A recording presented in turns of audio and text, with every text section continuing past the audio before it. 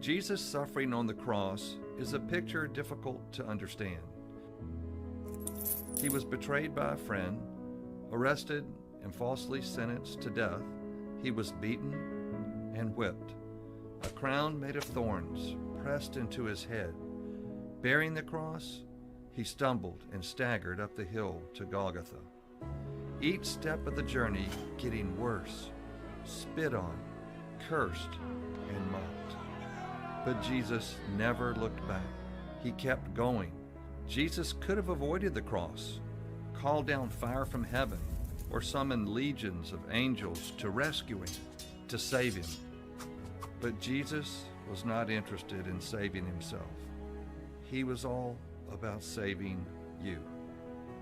Every detail of this torturous path to the cross was part of God's plan to bring you to him. We're all broken. We've all messed up and have all made wrong choices. And no one had to teach us as a baby about anger and selfishness. We just came out that way, sort of a sin covering. But on the cross, with his blood he shed, the Bible says Jesus blotted out our record of sin, nailing it to his cross. The blood of Jesus washes away our sin covering.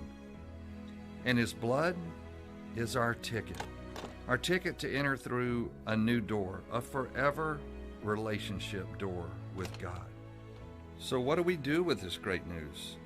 The Bible says if you confess with your mouth that Jesus is Lord and believe in your heart that God raised him from the dead, you will be saved.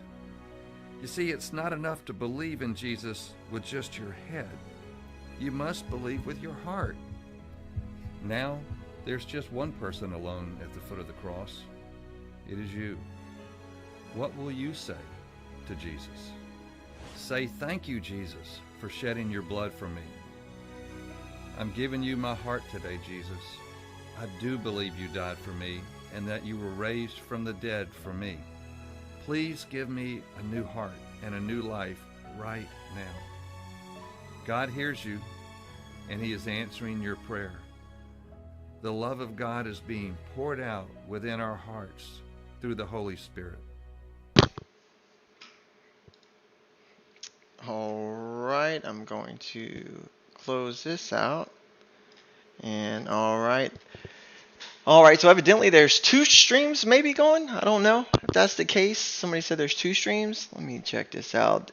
I only saw one. YouTube is just being like ridiculous with me right now, or actually last week and just in general. Go to my channel here. It's just ridiculous. There are two going right now. Why? It is literally 2 live streams going at the same time, and there's 9 watching one and 16 watching the other. That's ridiculous. That is ridiculous. It's got to stop. This does have to stop. Like, why? Everybody that's watching the 911, come to the Why Do Churches Not Teach This? Well, all right. Let me see. I don't know if I could fix this. Let me just click on some things and let me go to my dashboard. I'm going to end up shutting down the stream and be like, dang it. What's wrong with me? It's going to be twice as good when it goes viral. We're going to need that bandwidth. Yes. All right. Let's see. Latest live performance. Why? All right, let me see here. Let me look at. Let me go to videos. Let me go to live. And there's 2 live. There is 2 live here. Let me click on this. I'm going to delete this. No. How do I stop this? Edit. More actions. Delete it forever. I understand it. It's gone. Go away. See what happens. And everything's going to get cut off and we're going to be interrupted. Well, guys, thank you so much for everybody else that's still here. Thank you guys for joining us this Saturday. We know you'll have so much other things you could be doing than listening to us, like staring at YouTube and wondering what to watch. So thank you for choosing us. No, what we're going to do is we found out some good information. Last week, actually, Charles and Alan were talking a whole bunch, and Charles was bringing so much stuff up, and their conversations were just epic on what things we were looking for, since we found out that Jesus' birthday was actually September 11th. We were all duped at first because we thought Luke 2 and Matthew 2 coincided, but they didn't. So, we found out some amazing new truths, and that made Charles and I really start digging into, well, okay, the numbers don't line up now, and even gave Amish a panic attack here, because he was like, nothing fits then because of the way Scripture is. So we started deep diving into what we're going to talk about today, which is how old was Jesus when he started his ministry. You've already got a little bit of a head start on that if you've watched Alan's last video, but we're going to do a deep dive in just some more things, and about Herod and a whole bunch of different things. So and it's going to be great. And with that, I guess I'm going to let Charles, you want to go ahead and start with yeah, sure, some topics. Yeah, what happened, like Mike said, is that after we realized that Christ's birthday is truly on September 11th, and he was born in 3 BC, we really started digging deep into this, and we found a lot of truths that absolutely prove that Jesus Christ was in fact born on September 11th, which was Tishri 1 back then, and the year was 3 BC. And so Alan from Ministry Revealed had come on to Discord, and we shared a lot of these things that we found with him. and we dug up so much information, Amish and myself and Mike, and we thought it would be good to put this all into a video in a order that everyone can understand, so we can all go through it and learn all this stuff together. And like I said, we shared this stuff with Alan, and he had made a video on some of the stuff that we showed, and he has some other things that he brought up, which are excellent points. And so we're going to kind of go through some of the stuff that we had found last week in a chronological order to show a basis of what we're about to teach. So what I'm going to show you now is the stuff that we found just in general last week. And from there, we're going to build onto the entire teaching for the rest of this afternoon. So I'm going to share my screen real quick. Let me know if you guys can see what I'm bringing up. And we should be seeing, you see the beheading of John the Baptist? Yep. Now, this is a very interesting point, because what we found is that John the Baptist was in fact beheaded, what is equivalent to today's date, it would be September 11th, 2020. And this is the date we're saying back in 3 BC that Christ was born on September 11th. Back then was Tishri 1, and it was 3 BC. So here's the interesting point of this. If John the Baptist was beheaded on Jesus Christ's birthday, something even more profound came out of understanding that. So let's take a look at that. Let's take it slow. If John the Baptist was beheaded on Jesus Christ's birthday, well then guess who else's birthday that was? John the Baptist was beheaded during the birthday party of King Herod. Because it was at the birthday party of King Herod where Salome did her dance for him, and he promised her anything she wanted, even up to half of the kingdom. And so she asked for John the Baptist's head. So we know not only was John the Baptist killed on Jesus Christ's birthday, but he was killed during Herod's birthday party, which means it was Herod's birthday. So in an ironic way, we're discovering that King Herod had the same birthday as Jesus Christ. Is that not shocking? Now, here's something else to think about. And this is why the story built and why we came to this great understanding. If John the Baptist was, and as we know through Scripture, John the Baptist was 6 months older than Jesus Christ. So if we take September 11th and we go back 6 months, what date was that? March 11th, 2020, when the World Health Organization declared the worldwide coronavirus outbreak as a pandemic. So why is this important? I'll explain why that's important. Because in the Bible, we know who came first. John came first. And then 6 months later, Jesus Christ. I want this to sink into everybody. On March 11th, as John coming first, March 11th, exactly 6 months later, 9/11, Christ's birthday, Jesus comes. Did you hear what I said? Jesus comes. Is it a 6-month warning that they did? Because the elite knew, right? They knew that something was going to go on. And then what did they start doing? They planned a pandemic to start locking everybody down, all this fake garbage. That's right. Because they know the king is coming.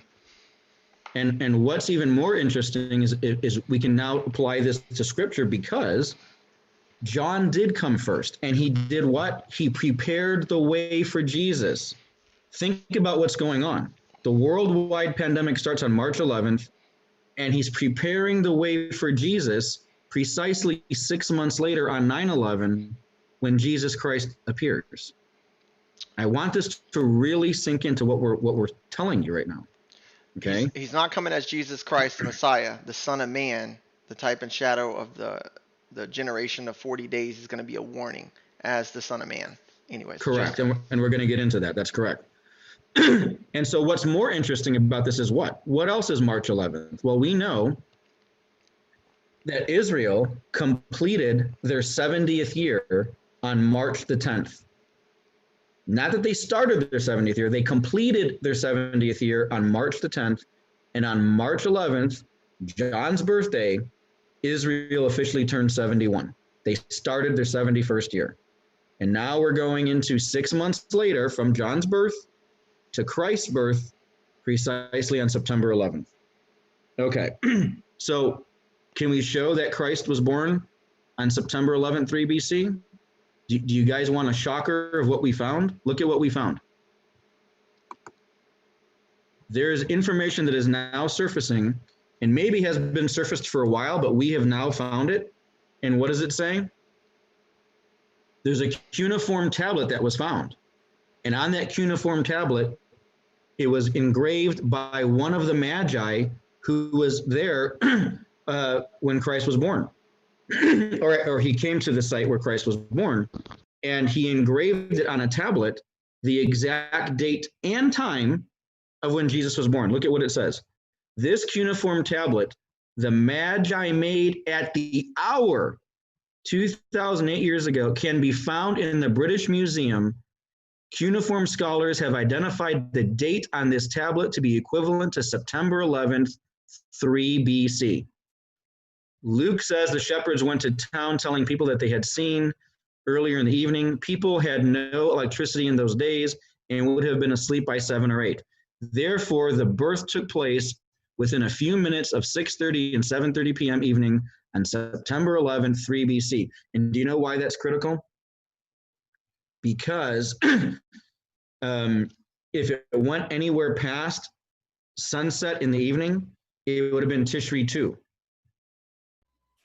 Because in Israel, they count from evening to evening the next day. So Christ was born sometime just before sunset, when it started to turn into the evening.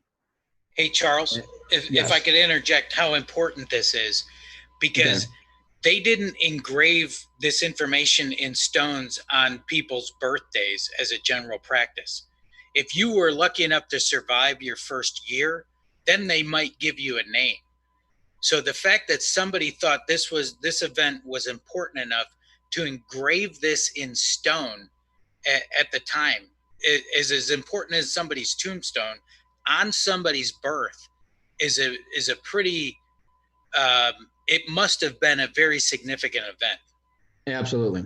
It was historic because the Magi knew. The Magi, understand what Magi by the Chaldeans. The Chaldeans were the ancient Aramaic people. And the word Chaldean means scholarly one, but more specific, it means the astrologers. The Magi were the Aramaic people who were the astrologers of those days, and they called them Chaldean because Chaldean meant astrologer. It meant the scholarly one. So when the astrologers, the Chaldeans, the Magi, when they saw the star, because they were astrologers, they understood what the alignment was. And what was the alignment? The alignment was the king planet, Jupiter, aligning with the king star Regulus. And these were learned scholars and astrologers. They understood what the conjunction of the king planet Jupiter and king star Regulus meant. They understood that it meant the birthing, the crowning of their king. And that's why they went into Jerusalem and were asking the people and asking Herod, where is this king of the Jews that is born? It was significant. And you're correct, Amish. That's the reason they engraved it in stone, because they understood what the conjunction of the king planet and king star meant. They knew the King of Kings was born. And that's why it was etched in stone. And that's why it was so important.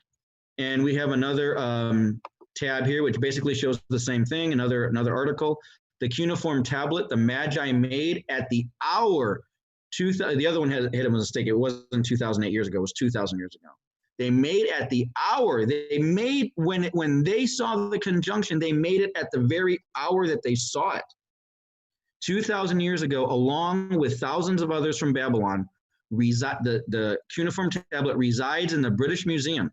It is possible that this clay tablet was inscribed by one of the famous Magi who later brought a strange set of gifts to Bethlehem. Do you catch that? They made the tablet even before they went to Bethlehem to bring the gifts. I want you to understand the significance of this. It's exactly what I said. Because they were scholarly and because they were astrologers, they made the clay tablet even before they went to Bethlehem to see Jesus. They recorded it at the very moment that it happened. And we discussed that earlier, Charles, as to how they knew this event was going to happen and when it was going to happen. They learned that from Daniel. That's correct. Remember, Daniel was taken into captivity in the East. That's correct. And so generation after generation, it was passed down. He had taught these people and passed this information down. They were watching and they knew the time of their visitation. That's correct. That's correct. Absolutely. That's correct, Amish. And so what does it say here? So the new moon seen by the Magi, and we're going to show you the new moon and how it lines up exactly on our calendar. You're going to see this. It's correct. Real quick, Amish, did you just say they knew the hour and the time he was born? Because they knew. It says that right here. You said if they were watching, you could know the visitation time? Okay. They were calculating the date. They were date setters. So they were oh man. They were date setters, yeah. They were. And they were watchers.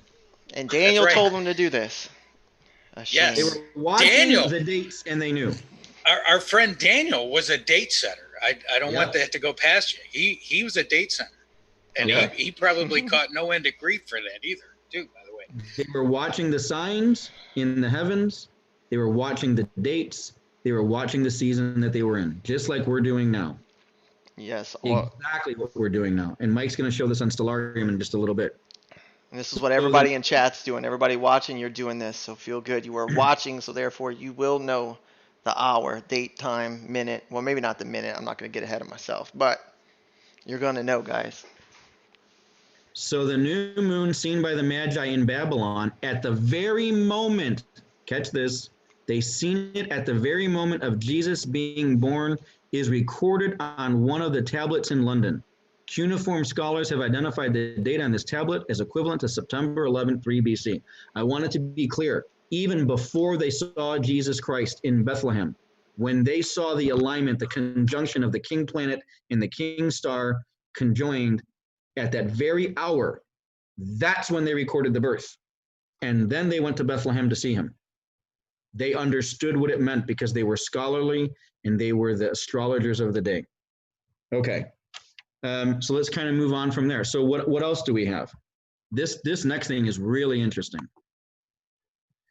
What are they calling the virus? The coronavirus. And what does it mean? The crown, the crowning. Why is that important? because back in those days, and I had a tablet on this, but it somehow got erased. I'll have to find it. Maybe we'll put it in the next video if I can find it again. Back in those days, they would always crown the kings, all kings, whether they were in Judea, Galilee, Samaria, wherever they were at in the land, even unto Egypt. All kings were crowned on Tishri 1. And that's how they kept a record of how long a king was in power, when did a king become in power. They didn't have to guess. They knew that all kings came into power on Tishri 1. And how fitting would it be for God the Almighty to ensure that the King of Kings is born on the day of the crowning of all kings, Tishri 1. And this year, Tishri 1 happens to fall on September 19th, but that's the Hebrew date. The Gregorian calendar date is September 11th. So understand what we're saying. We're going to show you why there's a 7-day difference, because it's the 7-day wedding. So this year, it's September 11th that we're looking for Jesus Christ to come back to earth. And it's the day of the crowning. And they call this virus the coronavirus. And it started when? On John's birthday, when Israel turned 71, precisely 6 months later, because John paves the way for Christ. 6 months later, September 11th, Jesus Christ will be here. I'm calling it. That's the date. Okay, so let's move on from here. What else do we got going on? Let me show you what Tishri 1 is. Can you guys see this? And this is what's happening. This is what's being told to Moses. In the 7th month, Tishri, on the 1st of the month, ye have a Sabbath, a memorial of shouting. You see, I've done a lot of research on this. And do you know that the Hebrews, the Jews, of course, back in those days, like I said, they crowned all the kings on this date. But the Lord God told them it's a day of shouting. Why is that? Do you know that they don't know? I've done all kinds of research on this during this week, and they don't know why it's called a memorial of shouting. And the Lord says, what? It shall be a holy convocation unto ye, do no civil work, and ye have brought near a fire offering. Okay. It's a day of shouting, and they don't know why. Want me to show you why? I didn't even know this. Go ahead.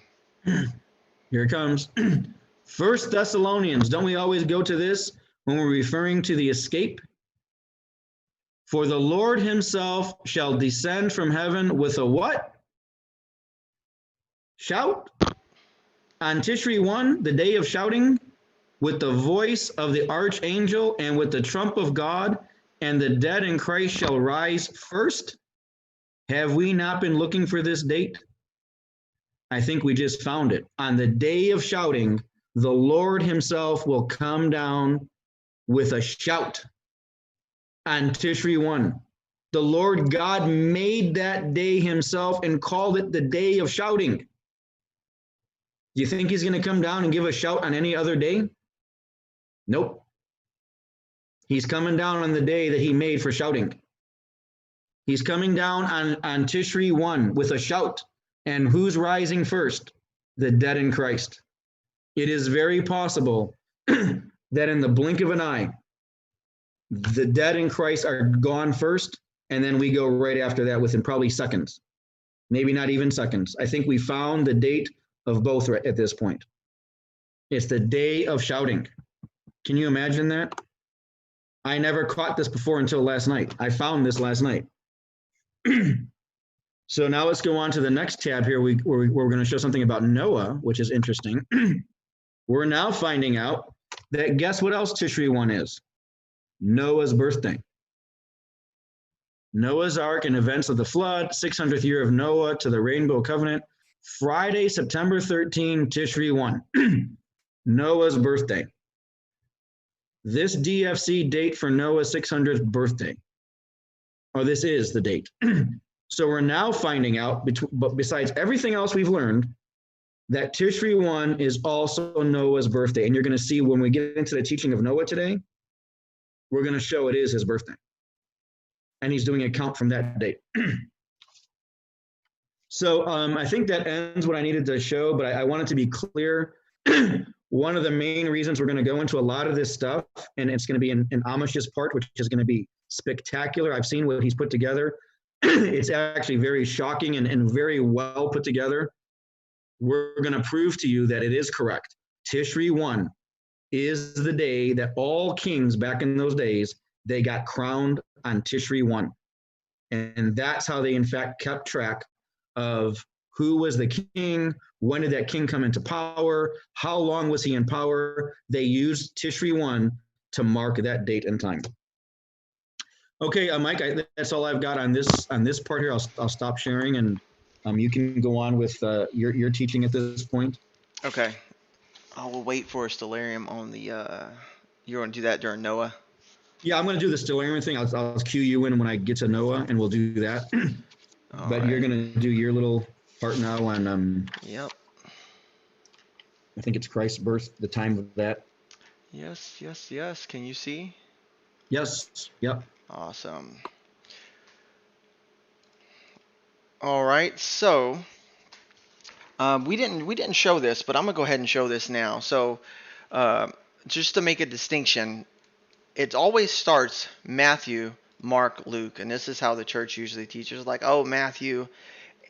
Even to today, I still watch our fellow YouTubers, and a lot of them are always quoting Matthew. I'm like, oh, if y'all only just look to Luke. And this is going to show you guys, and some of you guys may already know this, some of you may not. But why does Luke starts with John the Baptist. Luke 3:1 starts with John the Baptist prepares the way. And I'm going to get into my main teaching, but I just want to show you this. But in Luke, you have 2 chapters before this. You have dedication to Theophilus, which means friend of God. So when people are like, oh, this is written to Theophilus. No, this Luke is written to friend of God, by the way. Friend of God, Theophilus, right? A Christian, no less. A Christian, no less. This is written to a friend of God, those who seek and understand and who are diligently seeking. But it starts with this, and you got the birth of John the Baptist foretold. You have the birth of Jesus, the shepherds and the angels, which is a big find, which I'll get into as far as who was at the birth of Jesus versus when did the wise men find him. But when you go to Luke 3:1, it starts with John the Baptist prepares the way. Well, halfway through it, the genealogy of Christ Jesus. And notice, Jesus always says, I'm the first and the last, I'm the Alpha and Omega, I'm the commencement and the completion. Well, this is Jesus himself began, right? Which was the son of Joseph, right? So it's Jesus, son of Joseph. He's the first. But anyways, we're going to go to John the Baptist prepares the way. Then first shall be last, last shall be first. So Luke first. And then if you go to Mark, well, notice this in Mark. Mark starts with John the Baptist prepares the way. But it has nothing before it. It's just John the Baptist prepares the way, then the baptism of Jesus. Interesting. Maybe he was just lazy and he didn't want to write anything in there. He's like, nah, I'm going to skip all this. Luke got it. No, there's a reason for it. But it starts with John the Baptist prepares the way. Well, that's the beginning of Luke, right? This lets us know, who should be second. Then if you go to Matthew, what do you think Matthew's going to start with? The genealogy of Christ Jesus. Okay, so the third part of the second part of Luke 3 is where Matthew 1 begins. Interesting. But also look at this. The other one began with Jesus. This one's beginning with Abraham. And I want you to see right here, all the way down at the end, was born Jesus, who is called the Christ. Luke began with Jesus. Matthew ends with Jesus. What's up, bud? Can you hit the plus sign there on your scripture window? That'll make the font bigger. The plus size, this? Right there. Yep, that guy. Thank you. Okay. This is all. Is it people having a hard time seeing, or is it just you? I guess I'm the only one going blind. I'm just kidding. So Luke started with Jesus. Matthew ends with Jesus. I'm the beginning and the end. He's letting you know who's the beginning, who's the end? He is both, but look where he's at. And then what's funny is you got 14 generations, 14 years unto the carrying away of Babylon, right? 14 years from the carrying away of Babylon. Interesting that we have 14 years again. But that's just a coincidence, right? No, don't read into that. All right, so I guess I'll do it this way. This is so big for me. It throws me off when I'm looking how big these words are. Okay, so now let me get into this. I want to show you guys a chart real quick. This is the year, right? Let me go back. This is something Amish put together for me because I put something together it was bad, but it still got the point across. This is when we're saying Jesus was born in September 11th, 3 BC. John the Baptist was also born in 3 BC, but he was born 6 months before in March, right? So in 2 BC, Jesus would be 1, John the Baptist 1.5. So I'm going to show you, we're going to go all the way over here. Hey Mike, Yeah. I don't think we can see it. Y'all can't see it, but they can see it. I just didn't okay. share it. Yeah, just give me a second. I'll fix that in just a second. So when you go all the way over here to 28 AD, Jesus is 30, John the Baptist is 30.5. Now, while I'm showing you 28 AD and 29 AD, there's a reason for this. And then we're gonna point this out, or I'm gonna point it out in a minute, but just remember this. You're in 28 AD is 28 AD all the way up into 29 AD, right? Just up into this little point right here. So it's going to be the same year. Now that's important. Let me go back to now y'all can see I'm working on eSword again, but I'll share my whole screen in a second. So everybody, when you ask them, when was Jesus baptized or when did he start his ministry, they're like Luke 3:23.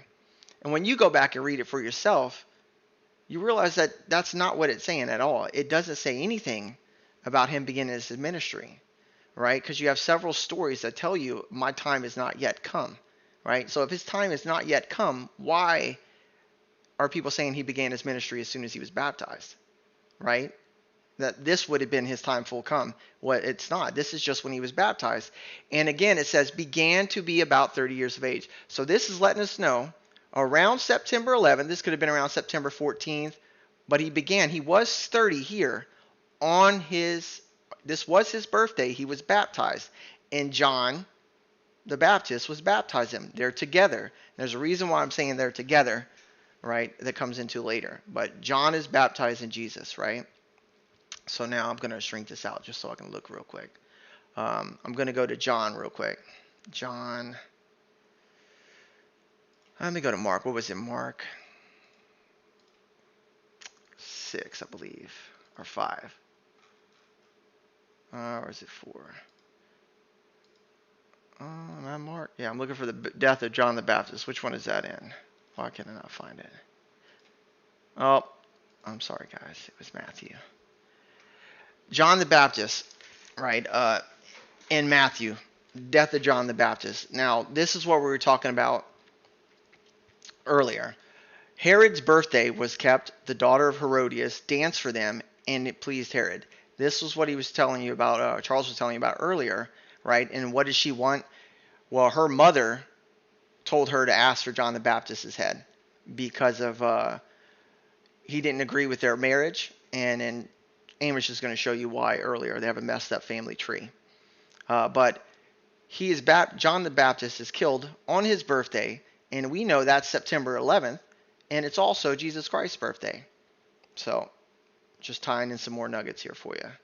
So the wedding at Cana, Jesus is going along, right? And I haven't showed you guys yet where he started his ministry, but Jesus is going along. He's gathering some disciples. He's only got about 4 here at the wedding of Cana, right? And he's doing his first miracle, turning water into wine, right? Almost like he's giving people their new wineskins, right? Turning, flesh body into.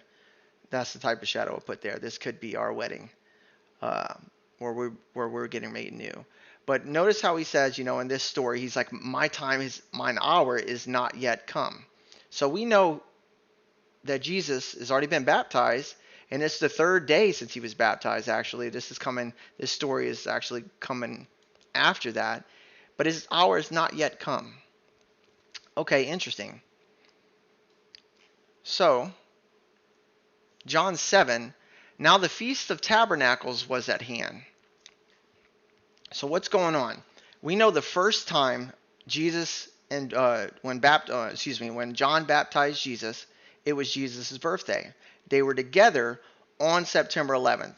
Therefore, John was not in prison, i.e., because there's more scriptures that show that actually Jesus and John were baptizing people together in the river at the same time. And we know through some studies that John the Baptist was in prison for about 10 months. So, Feast of Booths Tabernacles coming up. Jesus says unto them, again, my time is not yet come, but your time is already ready, right? This world cannot hate you, but me it hateth, because I testify of it, and the works that are evil. Go ye up to the feast, right? What feast are we talking about? Tabernacles, right? I go not yet, because what? My time is not yet full come.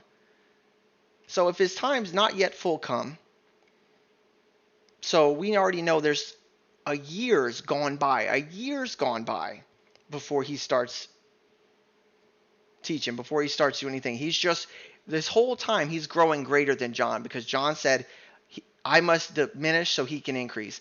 That's what's been going on during this whole year before he gets his status where he is the Messiah, right? And if we go down, Jesus actually comes up in the midst of the feast and it starts preaching. And what's he say? My doctrine is not mine, but he that sent me. What's he doing here? He's testifying now that he is the Son of God.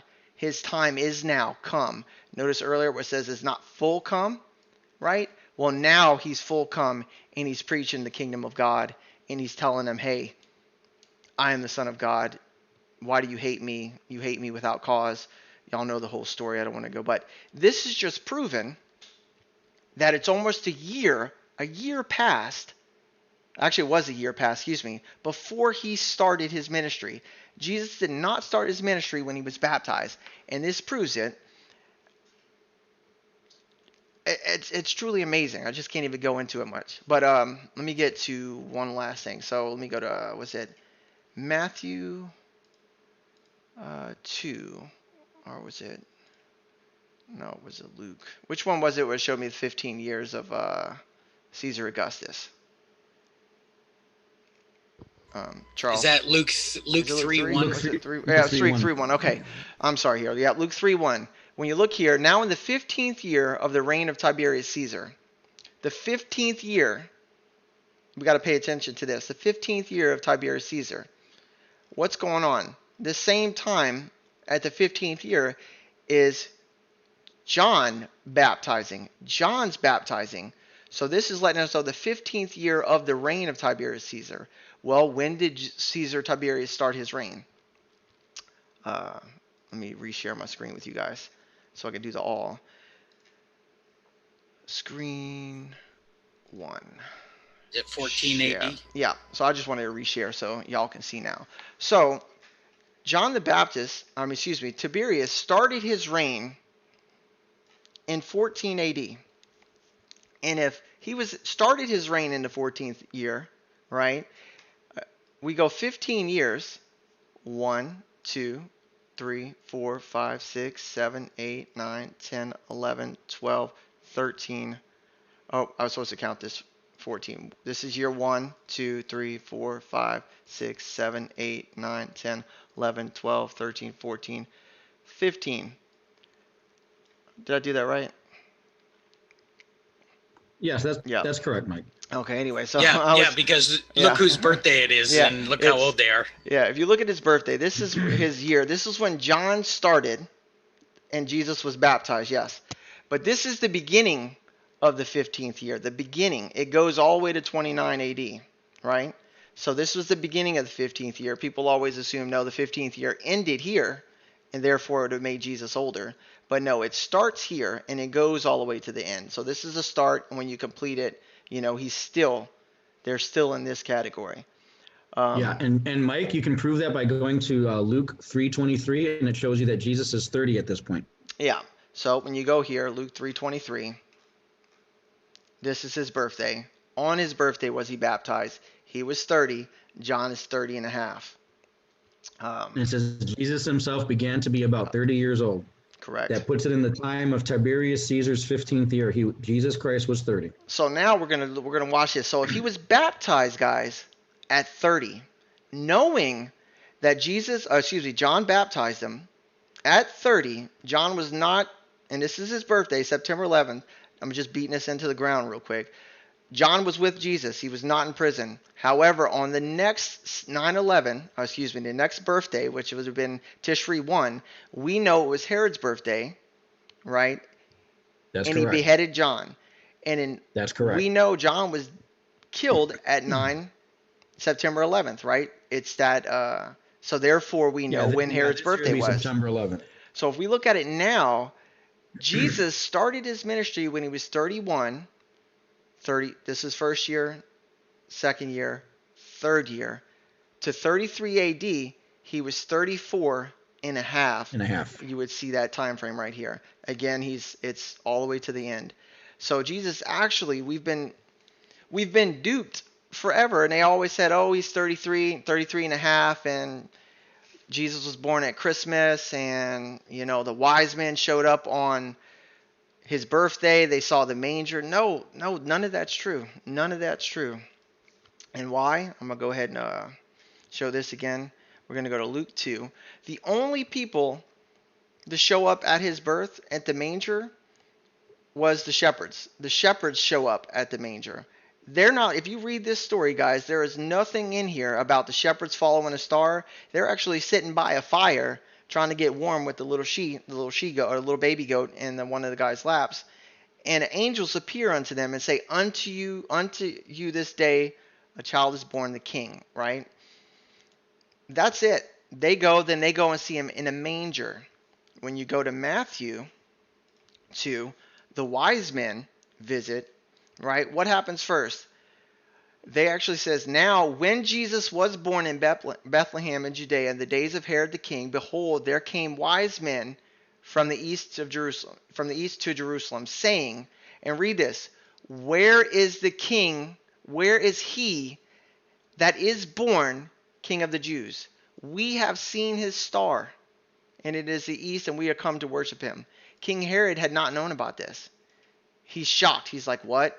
Then he asked the wise men to go and inquire about them diligently, and then find out.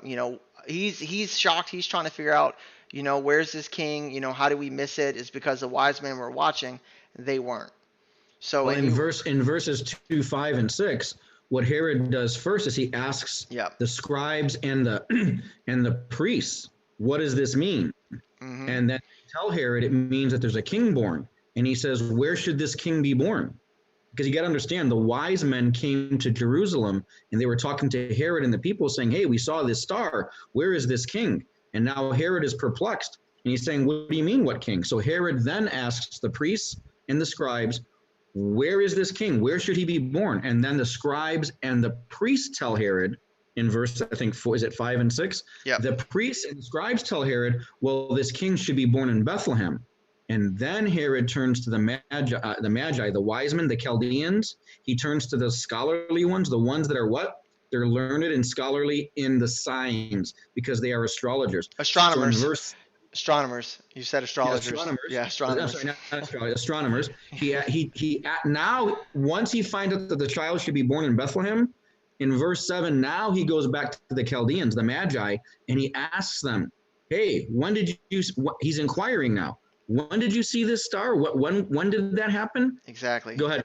Yeah. Continue on from there. Okay. So and it were come. Now listen to this. And when they were come into the house, it's no longer a manger, guys. It's a house. That's right. They saw a young child, not an infant. Right. So therefore, they did not show up to a manger. They did not show up and bring the gifts out in the open when the newborn child was born. It was a small child. A small child. So Mike, what's up? Do Do you realize how many manufacturers of Christmas ornaments you're screwing up right now? Come September 11th, I don't think people are going to worry about Christmas. I don't think they're going to like you very much. Yeah. All those that are watching and are awake, they won't. They're not. They're not going to care. So this is just something else that we've been duped on, right? They let us know, and they always say 3 wise men. Well, it could have been 72 wise men. We don't know. The reason why I say that is just they brought 3 gifts. Those 3 gifts actually represent Jesus's his kingdom, his kingship, his authority, and his something else. There's 3 things. That's why those 3. And it's actually in the book of Adam and Eve where they tell you what those mean. So, but there's a meaning for the 3 gifts. But so it's just clear, guys. If we dig a little bit and look, we find out that they just teach in the churches, man, what's been taught down forever, and they don't. If you just look and read for yourself, you would see the connection. So we're just trying to point this out to you.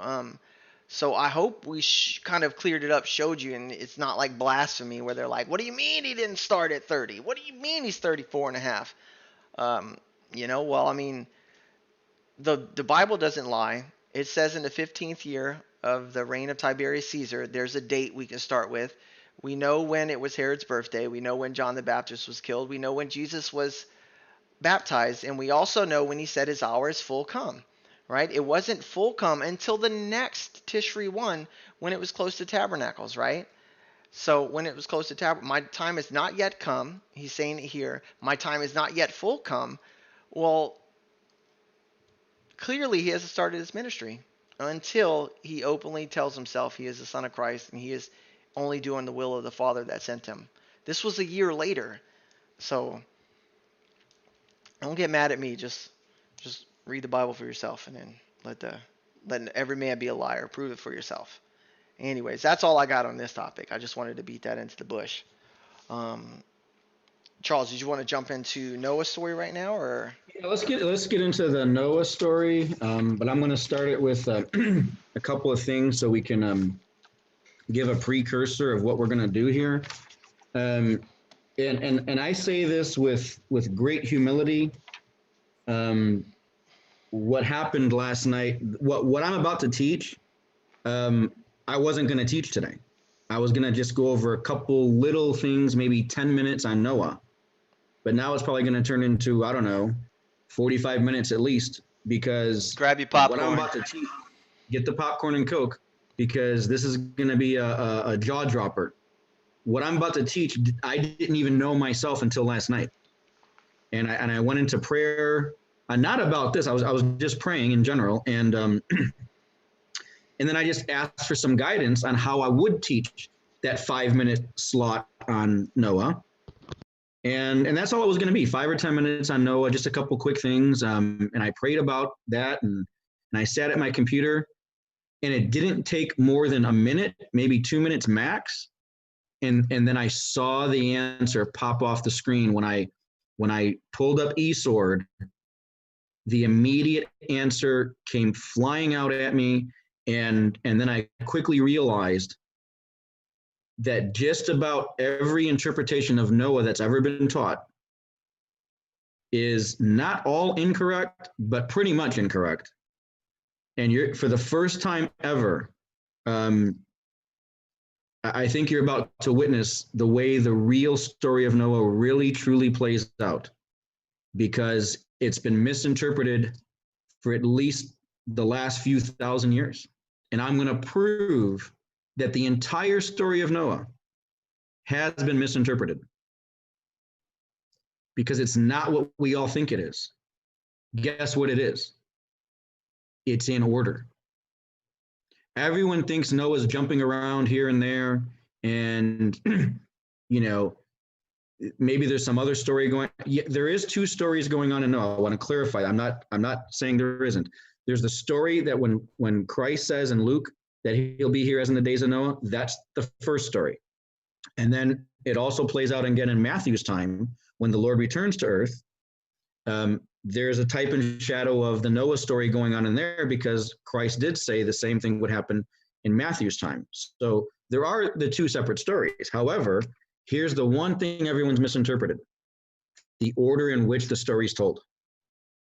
I'm going to be able to take the story of Noah and place it on the calendar that Mike and Amish and myself corrected, the Enoch calendar. And I'm going to be able to place verse by verse every single verse in chapter 7 and in chapter 8. And I'm going to precisely place it on our calendar, and it's all in order. I know it's Noah's funny. not jumping. When he told me this earlier, he was telling me this, and I was like, you know what? I'm gonna jump in Stellarium and see if there's anything true about it. And I was like, oh, Charles, you gotta take a look at this. So anyway, so it's I can't wait. So I'm gonna have Mike put that on Stellarium. But first, I want to show you. Before I get into the whole teaching, I'm going to give you a pre-story so that you understand what we're talking about and where we're going with this. I don't want to just teach you blind and just start showing you stuff. I'm going to tell you this little 5-minute story of what's really going on in Noah. What's really going on in Noah is this. I'll explain it first, and then we'll start showing things. What's going on in chapter 7 is the 7th year. Aren't we in our 7th year? You know, on Ministry Revealed, it teaches that there's 3 sets of 7. This is the first set of 7 is the easy years. Then there's the next set of 7 years, which is the time of seals. And then the next set of 7 years, which is the time of trumpets. Chapter 7 of Noah is our 7th year that we are in right now. And when does it change to the 8th year? This is critical. This is why everybody has misinterpreted the story of Noah. When does the 8th year begin for the Jews? Tishri 1. Tishri 1 is coming up. In the next 19 to 20 days, I think it's 19 days. Is that 19 days, Amish? In the next 19 days, it becomes Tishri 1. Yeah, it's 19 more days to go from now. So this is the reason why, and I'm going to put it on our calendar, and it's going to show the exact days, and they're going to fall exactly on the days, because what was Noah doing? Here's the part everyone needs to understand. Noah did not have the Gregorian calendar. Noah did not have a Hebrew calendar. It wasn't invented yet. What did Noah have? He only had his great-grandfather's calendar. And who was his great-grandfather? Enoch. There's no other calendar that Noah could have been using. He was only using the only calendar that existed at that time, and it was the Enoch calendar. And what we're going to do is we're going to place all the dates and timelines in the story of Noah on the Enoch calendar, because it was the only calendar he had. And watch how precisely, without one day being an error or fudging, it all lines up. And so what we're about to show you is 2 things. One, it all lines up exactly in the order it's supposed to. Because what's happening is the story does start off in the 7th chapter, which is the 7th year that we're in. The part in chapter 8 is all the stuff related to the 8th year after September 11th. And I'm going to show that to you. That everything that's supposed to happen up to September 11th is in chronological order in chapter 7, because it's the 7th year. And then once we get past the 150th day, Tishri 1, which now turns into the 8th year, that's when the 8th chapter of Genesis takes place, where it's the 8th chapter of Noah. And all those dates will now line up exactly on the Enoch calendar the way it's supposed to. And so what's happened is this. Let me show you why everyone and all scholars have made this mistake. Now let's begin. Oh, one other thing too is when the stories begin in Noah in chapter 7, at the very beginning, the very first like 4 or 5 or 6 verses, what's going on is he's telling the story in general. And I'm going to show that to you. This is why everyone's misinterpreted it. They think it's the whole story from the beginning. What's happening is at the very beginning of chapter 7, the very first, like I think 5 or 6 verses or so, it's telling the big picture, the big story in general. And then it's not until you get to verse 7:11, then it starts telling you the specific details of the general story that they just told you. Now it gets more specific. And we're going to find in chapter 8, the very same thing plays out. The very first like 5 or 6 verses tells you the big picture of the story, just in general. And then after you get to like the 6th or 7th verse in chapter 8, then it gives you the story in great detail. That's why it looks like the story of Noah keeps repeating itself. It's not repeating itself. What's happening is it tells you the general part of the story up front from beginning to end, and then it tells you the specifics like in chapter 7. And the same thing happens in chapter 8. The very first part of chapter 8 begins with the general part of the story from beginning to end, and then it goes into specifics. And that's what we're going to show you. And when you can see the story of Noah laid out that way, you'll see that the story is not repeating itself and everything is in chronological order. So let's begin that now. I want to first show, we'll get into Genesis 7. And let me know when you guys can see my screen. Can you see Esau? Yep, we can see. So let's go to Genesis 7. And let me get to the proper verse. It'll be 7:11. Here's where everyone starts making the mistake because they're placing these dates in the wrong places. It says in the 600th year of Noah's life. Okay. It doesn't say it's on his birthday. It's saying it's in the 600th year of his life. And how do we know it's not his birthday? Because it's not Tishri 1. This is the 2nd month. It's not the 1st month. So this is not his birthday. It's just telling us it's in his 600th year, but it's the 2nd month and 17th day of the month. So let's place that on our Enoch calendar. Remember, we're going to be only using the Enoch calendar for this because that's the only calendar that that Noah actually had. So we have to use that calendar. So let's start it off on that date. Let's move up here. Can't see, you didn't share your screen. You have to make sure your screen is shared. Let me stop sharing that and we'll go back to the beginning again. Did I not share the whole screen? You have to make sure you do the screen. Let me make sure it's on here. And can you see the calendar now? Yep. Yes? Okay. So let's go to the very beginning of that date that it's told us. It told us the 2nd month, 17th day on the Enoch calendar.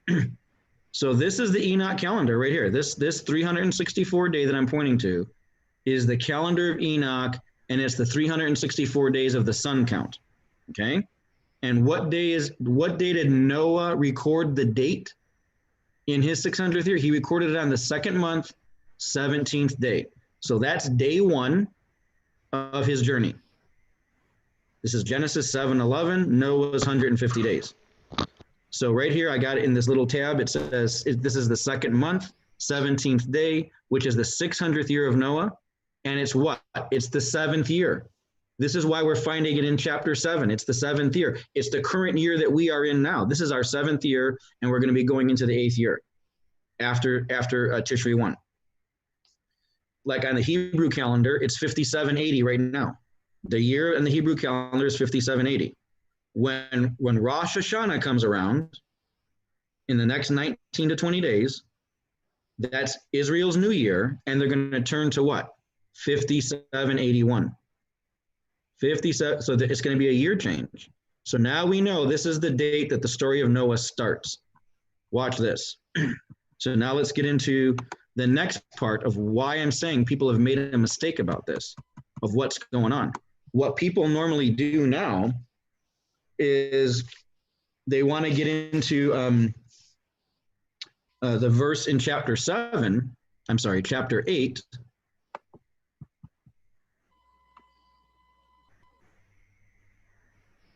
And they want to go here and say, and it came to pass in the 601st year, in the 1st day, 1st month. And then they go on from here saying, oh, it must have been a whole year because it went from the 600 to the 601. Right? Because in the first verse I just showed you in 7:11 says it was the 600th year. And in this verse, it says it's the 601st year. So it sounds like a year has gone by. Guess what? It isn't a year. I'm going to show you it's only 104 days. From the time that this story started until this point, it's only been 104 days. I'll show you.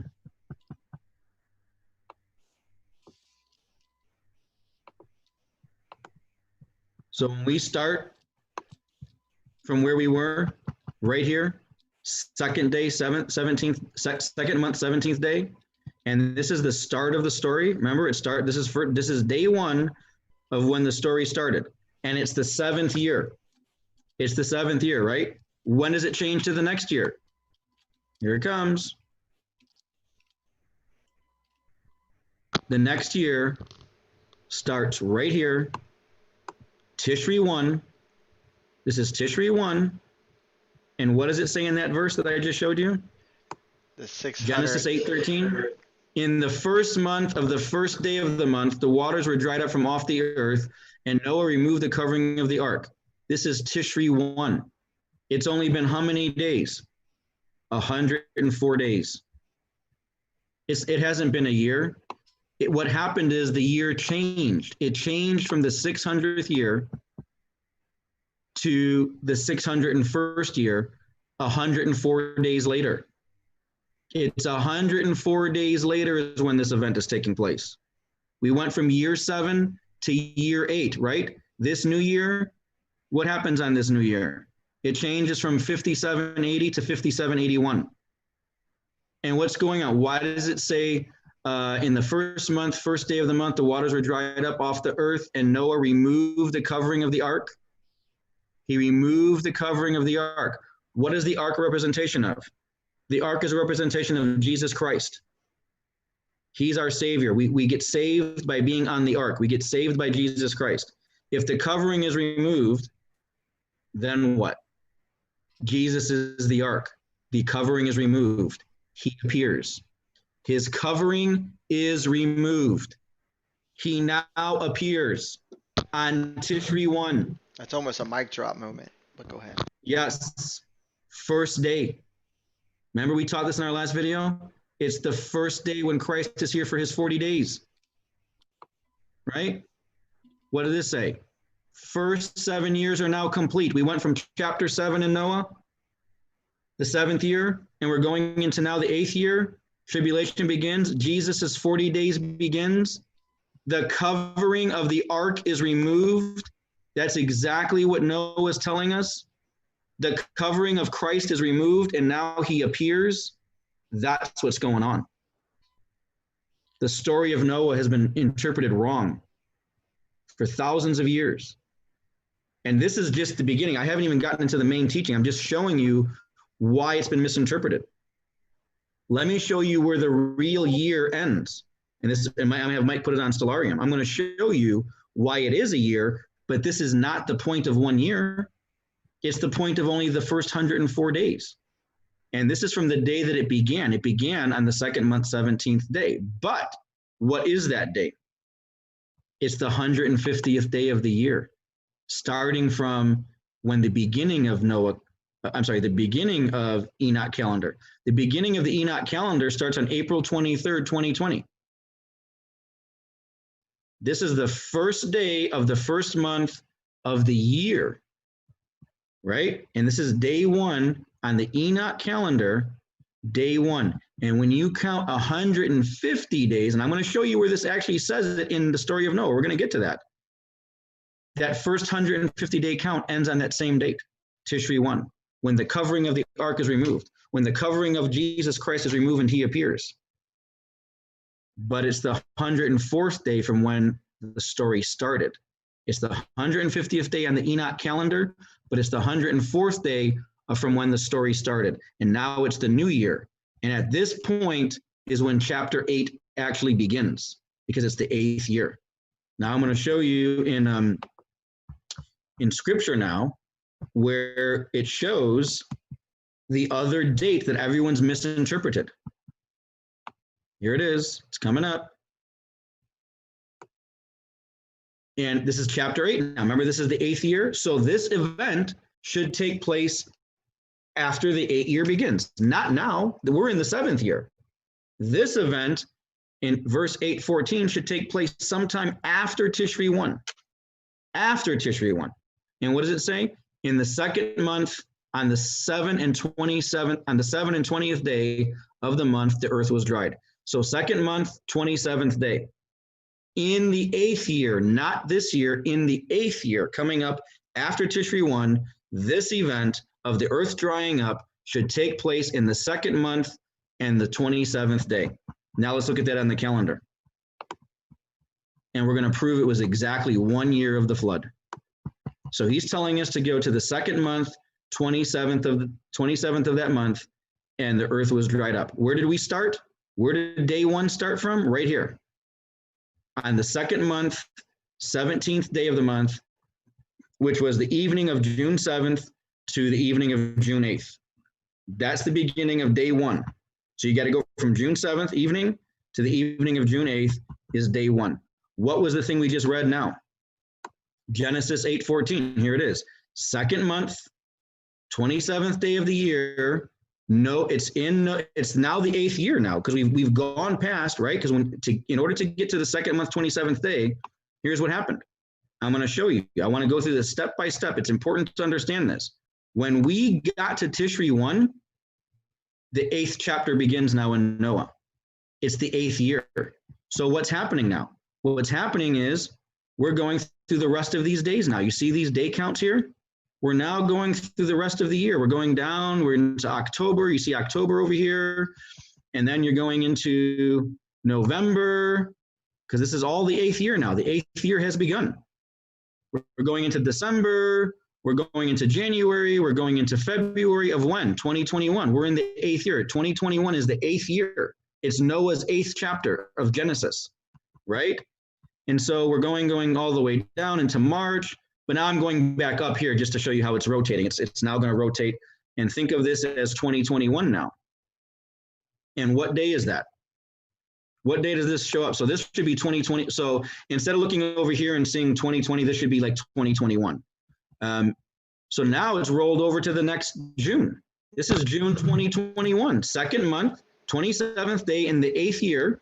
And what is that? This is Genesis 8:14, represents the 8th year, the beginning of the 14 years. This is June 7th, 2021.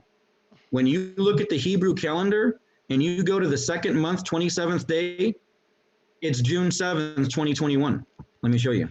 And if you think about it real quick, it's the 17th in the beginning, 27th in the 2nd, right? Because there's a 10-day difference that has to be made up for the year.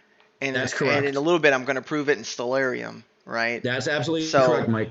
Yes, that's correct. So it's the 365 that you're getting through the full, and we're going to prove it. So this is 2021, the 8th year. Remember, the 8th year starts in September. In 19 more days, the 8th year begins. And now we're going through the calendar, and we're going to have to go through next June, because next June is still going to be in the 8th year. And what did he say? 2nd month, 27th day. Bam.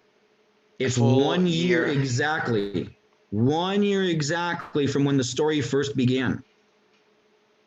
This is how we know that it's a 1 year process for what Noah is going through. And this is the reason why everyone who's interpreted the Genesis 7 and 8 of the Noah story has misinterpreted it. So I'm going to have Mike show you on Stellarium of how we moved. And I'm going to just show you one more time here on the calendar just so you understand what we're saying. We're saying that here, 2nd month, 17th day, this is the now. This is 2020. From June 7th evening to June 8th. This event, so the Noah story already started on June 7th to June 8th. It's already begun. And it's not until you get to, because that's the 7th year, so it's not until you get to September 19th, Tishri 1, now the 8th year begins. And now we have to go through all these months until we get back to 2021, June, which would be the 2nd month, 27th day. This is exactly June 7th, 2021. If you're showing, we can't see. Did you share again? I'm sorry, guys. I just messed it up, didn't I? So, I forgot to share the screen. Should have told me sooner. Okay, I'll share it. Can you see it now? What we're saying is this. The 2nd month, 17th day is now.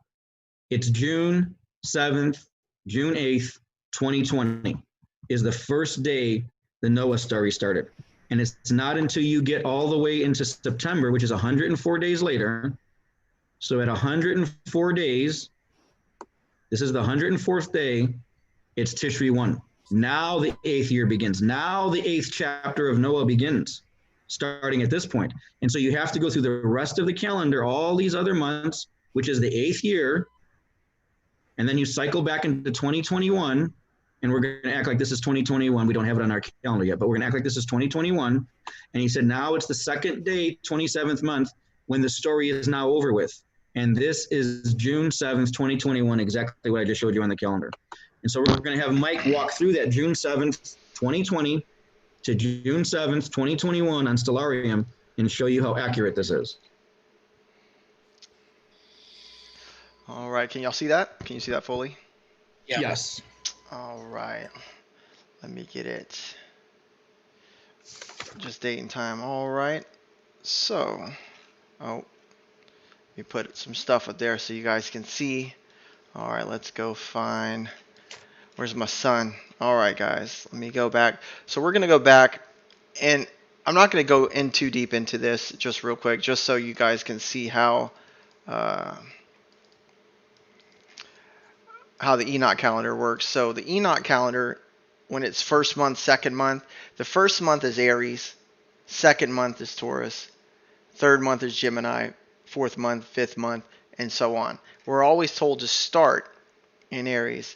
Where it starts, let me get the moon. Let's see. See the moon? Here's the sun. Here's the moon. And where it would start, this is when it would be dark. And this is when you would start to see the first sliver, right, on the 23rd. So when you start to see the light of the moon, right, when you're dancing in the moon. Just kidding. But this is when you would start right here counting in the month. This would be the first day of the second month. So, right? Mike, just to clarify, what you're talking about is the sun will set in that constellation in those months. Exactly. That's how you walk across the constellations. Yeah.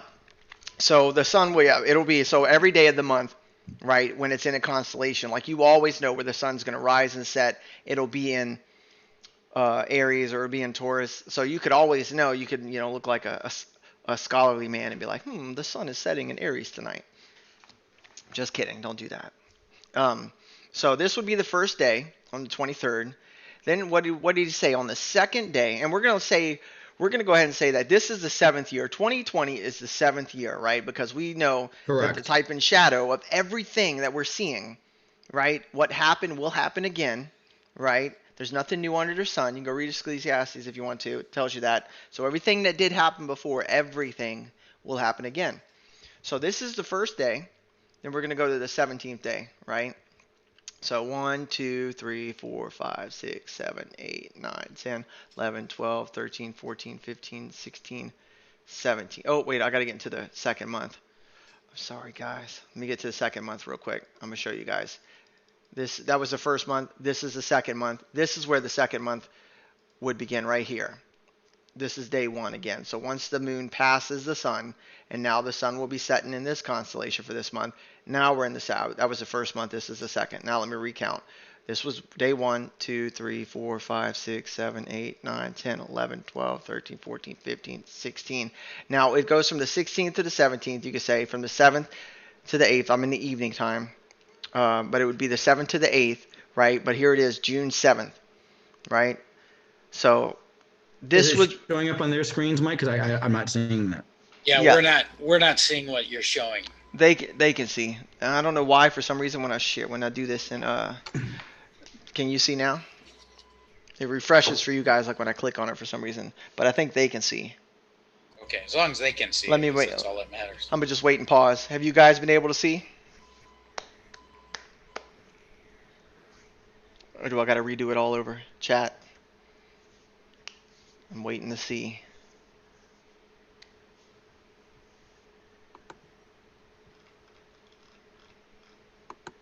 Anybody? I know there's a 20-second delay. We see, somebody said. Okay, there we go. We see it. It took a minute for it to pop up for me. I was like, man, what, am I frozen? Okay, so this is first year. This is the first year. So now I'm like, okay, well, when Charles told me that, I was like, well, I'm going to go back, and I'm like, I'm going to go to the next year then. So this is the first month. All right, just walking through. This would be, let me get to where it would be. All right, here's the second month. This should be it right here, second month. So I went, this is day 1, right? Because we're going through Taurus. 2, 3, 4, 5, 6, 7, 8, 9, 10, 11, 12, 13, 14, 15, 16, 17. And I was like, what? It doesn't match. But then I realized that Noah, he said, no, it's the 27th, not the 17th, the 27th. You have to make up the 10 days. That's right. 1, 2, 3, 4, 5, 6, 7, 8, 9, 10. What? It actually equals a full calendar year for the Gregorian calendar for us this year. Yeah. Noah was telling us something the whole time. Yeah, I like to see somebody unexplain that. But that's how it works. So I just wanted to show that real quick. That's what Charles, that's all you wanted me to do, correct? Yeah, June that's great, as 7th, long as it came out. June 7th to June 7th, my man. I mean, that is what it is. And let me point out why that's important too on our calendar. And we've taught about this several times, but just a refresher for anyone that's new as to why is June 7th so important to everybody? Because the importance about why June 7th is important is because what happens on June 7th? What was June 7th? Does everybody remember what we've taught before? Let's go back to June 7th and see why that's so important. June 7th is also what? Certain anniversary. That's right. We tied into the story of Daniel 9. And what does Daniel 9 say? I'll show it real quick just so we can all get into it. Daniel 9, he tells us, let's see if we can get into it. Daniel 9. And he says what? In the first year of his reign, I, Daniel, understood by the books the number of years whereof the word of the Lord came to Jeremiah, the prophet, that he would accomplish what? Accomplish 70 years in Jerusalem, in the desolations of Jerusalem. He understood the number of years by the books of the word of Jeremiah. So he's talking about the books of Jeremiah were the number of years till he accomplishes 70 years in the desolations of Jerusalem. Let's see what that means. When we go here, so this is Daniel 9. What happens on June 7th? June 7th happens to be the anniversary of the 6-day war. Jerusalem came back to Israel on June 7th, 1967. And when you count 52 years from June 7th, 1967, yes, I know it brings you to June 7th, 2019, but that's the beginning of the 52nd year. You have to accomplish it, right? He said accomplish. So the end of the 52nd year would be June 7th, 2020, accomplishes 52 years. Why did he say 7 years? Because when did Israel complete their 70th year? We talked about that. Israel completed their 70th year on March 10th, 2020. This year, they finished their 70th year. And now Jerusalem has now finished their 52nd year, just like it says in Daniel 9:2. And what started on March 11th? John's birthday? The coronavirus announcement that it was a worldwide pandemic. Worldwide pandemic. Started on March 11th. 6 months later, brings us to Tishri 1, the day of crowning, the day of coronations. Let me show you that. I just found another article I wanted to show you about that. Here was the article I kind of lost earlier, and I brought it back while Mike was talking. What happens on Tishri 1? What is that known for? A king's coronation. One of the most familiar types and shadows of Rosh Hashanah involves the coronation of a king. When a king in Israel is coronated, that day became the New Year's Day of that king's reign. So they knew. They always crowned a king on Tishri 1, that's coronation day. Do you think it's an accident that they named the virus, the corona, the crowning virus, 6 months from the day that John was born to the day that we expect Jesus to be here to take his bride on the day of crowning, Tishri 1, that's no accident. It's an intentional labeling of this virus. It's a signal to all these Satanists and Illuminati to understand that the crowning is coming on September 11th, Jesus' birthday. And that's what's going on.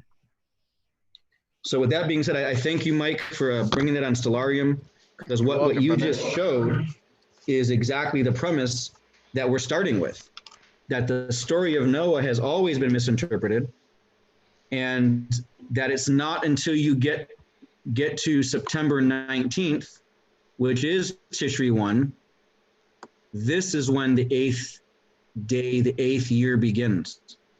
And so let's go through now the story of Noah, line by line, and let me show you how precisely it lands on the calendar with no errors. Not even one day that's being fudged this way or that way. Watch this. Now, again, I want to start by saying this. What's happening in the story of Noah, let me bring it up.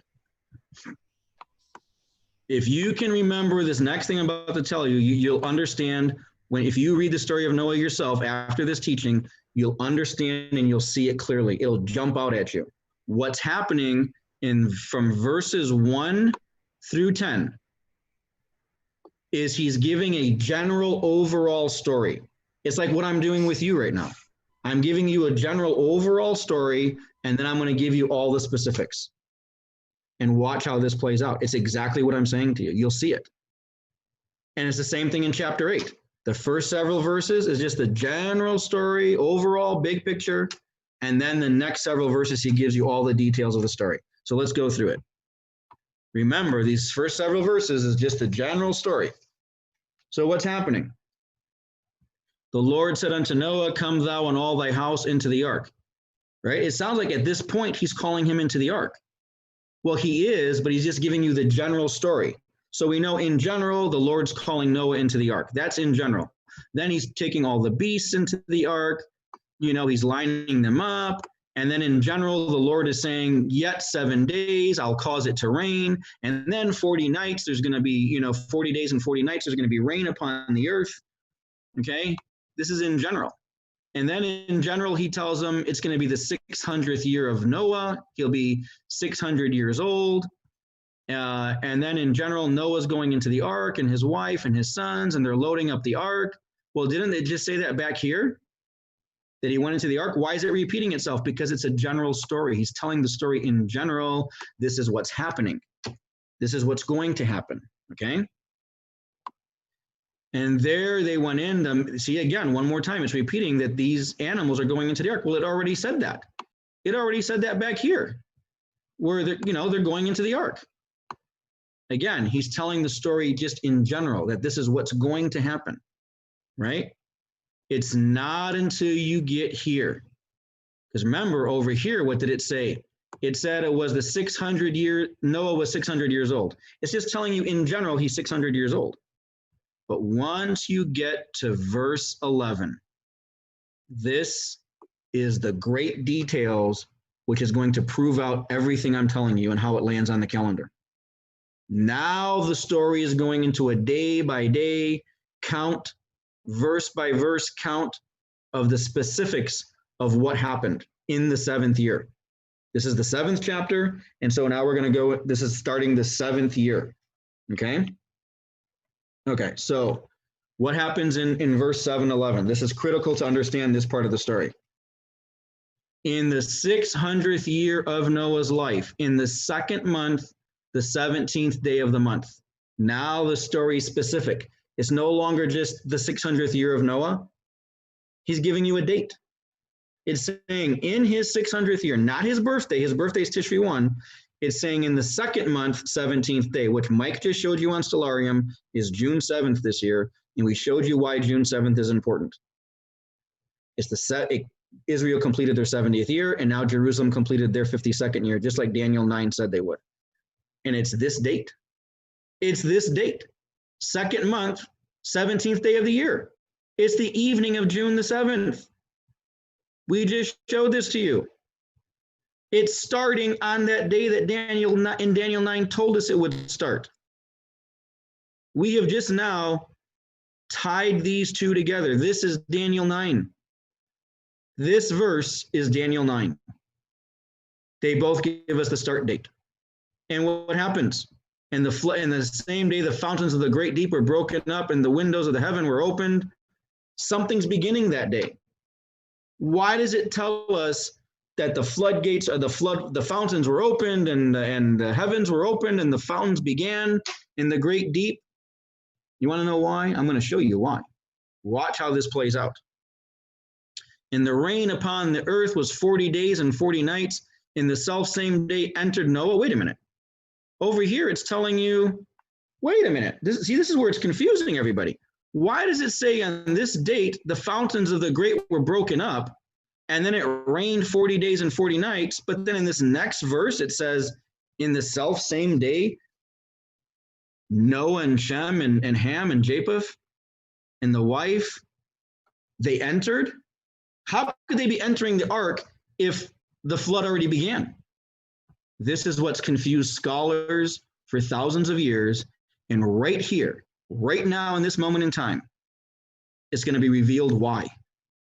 You're going to see exactly why this story looks like it's sounding backwards, but it's not. Watch what plays out next. You want to see why it's telling us this 40 days and 40 nights? Do you want to see why these verses sound like they're all mixed up and jumbled? How about I show it to you on our calendar in precise order, verse for verse. Each one of these verses is in the exact order in which it needs to be. Noah didn't lie. He put it in the exact chronological order in which it happens. But you're going to say, well, Charles, how is it possible that it's already flooding and it began and the rains are there and then he entered the ark? Yes. That's exactly what I'm going to show you. Because watch which ark he entered. It's not what you think. You ready for this? Which ark did he enter? Let's take it in the timeline that it showed us. What is it saying? What does it say the story began on? Day one, right here, day 1, 2nd month, 17th day, right? And then what happens? The flood waters begin. This is beginning. Now I'm going to tell you something in general, and then I'm going to give you the specifics. I want you to just, in your mind, comprehend what's going on. How could the flood have began back here on June 7th? Want me to tell you the aha moment? It's our tribulation. Me and Amish and Mike and everyone that's watching this video. It's the days in which our tribulation begins. Haven't we been scrambling and yearning and trying to find when is this day? What's happening? What's going on? How come we miss these days? And why are we missing those other days? We're earnestly looking and trying to figure things out. And we can't figure out what's going on. We couldn't have missed this. We didn't. This day is the beginning of our tribulation, the bride's tribulation. Why? Because we're paining to be birthed. We're waiting, we have great pains and anxiety. We're waiting for Christ to come and birth us into heaven. I'm going to show you that this is true. The story begins on this day because it begins the story of Daniel, where Daniel tells us it will be the end of their 70th year. And then what? Desolations of Jerusalem at the end of the 52nd. And this is the end of the 52nd. So day 1 begins our tribulation. What was the next thing he said? What was the next thing he said in here in Genesis 7? And the rain was upon the earth 40 days and 40 nights. You want to see that 40 days and 40 nights? Watch this. What did Daniel say about the books of the number of Jeremiah? This is where, remember we just tied in Daniel to that one verse in the Noah story? Well, if that one verse tied into Noah, maybe the other ones tie into Noah too. Watch this. How many books did Daniel say there would be? 52 books, right? In Jeremiah. And what is Jeremiah saying? What is Jeremiah saying? In Jeremiah, he tells us that Jerusalem will be surrounded and besieged. When? If you go to that verse in Jeremiah 52, it says the 4th month, 9th day. The 4th month, 9th day on the Enoch calendar is the 100th day on the Enoch calendar. You see that? When you go to Jeremiah 52, it tells you that Jerusalem will be surrounded and besieged in the 4th month, 9th day. On the Enoch calendar, it's the 100th day. What did they say what does it say in Genesis again when we got here? It rained 40 days and 40 nights. You want to see the 40 days and 40 nights?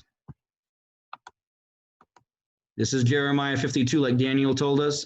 It lands right here, the 100th day. Let's count 40 days and 40 nights from there and see where that brings us to. You ready for this? Here's 10 days.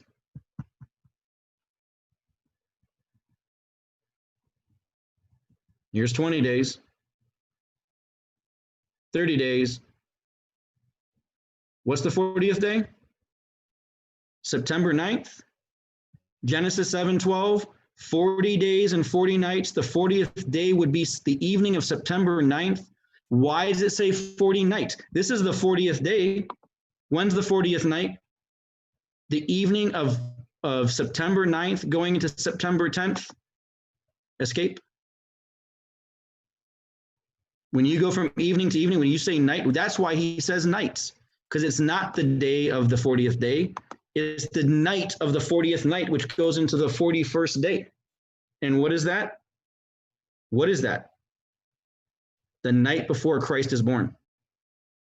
Just when the stars should be appearing.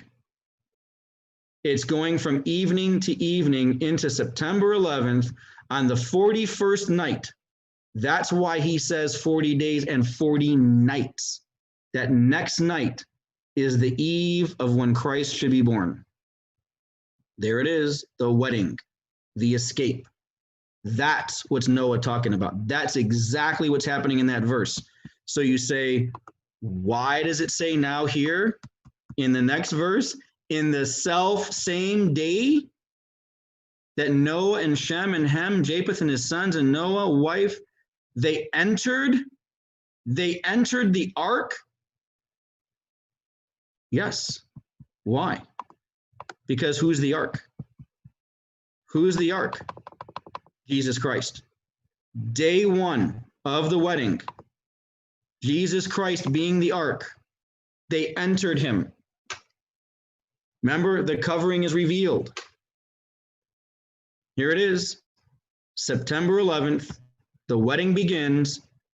Noah now enters the ark for 7 days. And that's what's going to play out. You'll see that next in the story. Noah now enters the ark for 7 days. And by the 8th year, which is the 150th day, what happens? We just read this before. 8th day, you mean? Oh, It's 8th year, the yep. 8th day of the wedding, but it also begins Tishri 1, the 8th year. And that's why here in Genesis 8:13, it says, in the first month, the first day of the month, the waters were dried up, because Noah and his family enters the ark for the 7 days of this wedding. The 40 days over here where it says it was raining for 40 days. This is our tribulation. This is the bride's tribulation. What's happening is this. I'm going to give you the punchline. The first part of Genesis 7 is the bride's tribulation. This is our days. This is our days that we're going through this tribulation up to this point. This is our 40 days of tribulation when we enter the ark, when we enter Jesus for the next 7 days. And by the 8th day, we're what? Now we're into the 8th chapter of Noah. You'll see how this transitions. It's coming up next. And now what? The covering is removed, like I just went through. And the covering of Jesus Christ is removed. And what does he do? It's day one. He appears on the earth. Let's go through the rest of this teaching. In the self same day entered Noah. That's day one. Day one of the wedding. The first 7 days. And they went in, and all the animals are in. And then what happens? Here it is. Here it is. They that went in, male and female, all of flesh, as God had commanded, and the Lord shut him in. You're saying, wait a minute, shut him in? I thought it was flooding. Well, I just showed you it wasn't. It was our 40 days until we got to day one of the wedding. And when does the Lord shut him in? What did the Lord say? In the general. What did he say in the general he was going to do? For yet 7 days. See, if you read this story, like I said, the first several verses, this is the in general part of it. In general, he's telling the general story. See, for yet 7 days, and then it's going to rain for 40 days and 40 nights. What's happening down here? What did he say? And the Lord shut him in, and then there was a flood for 40 days. You want to see it? Watch. I just showed that part of that to you. Here it is, day 40, going to 41, the evening of when Christ is about to be born. And we're brought into the ark on day one of the wedding. And then there's 7 days. Remember he said, for yet 7 days. Here's the 7. 1, 2, 3, 4, 5, 6, 7. And then, and after 7 days, the flood began. After, is that what it said? And the flood was 40 days upon the earth. Why? Whose 40 days are coming up next? This is day one. We've been through I just showed you the bride's 40 days is here.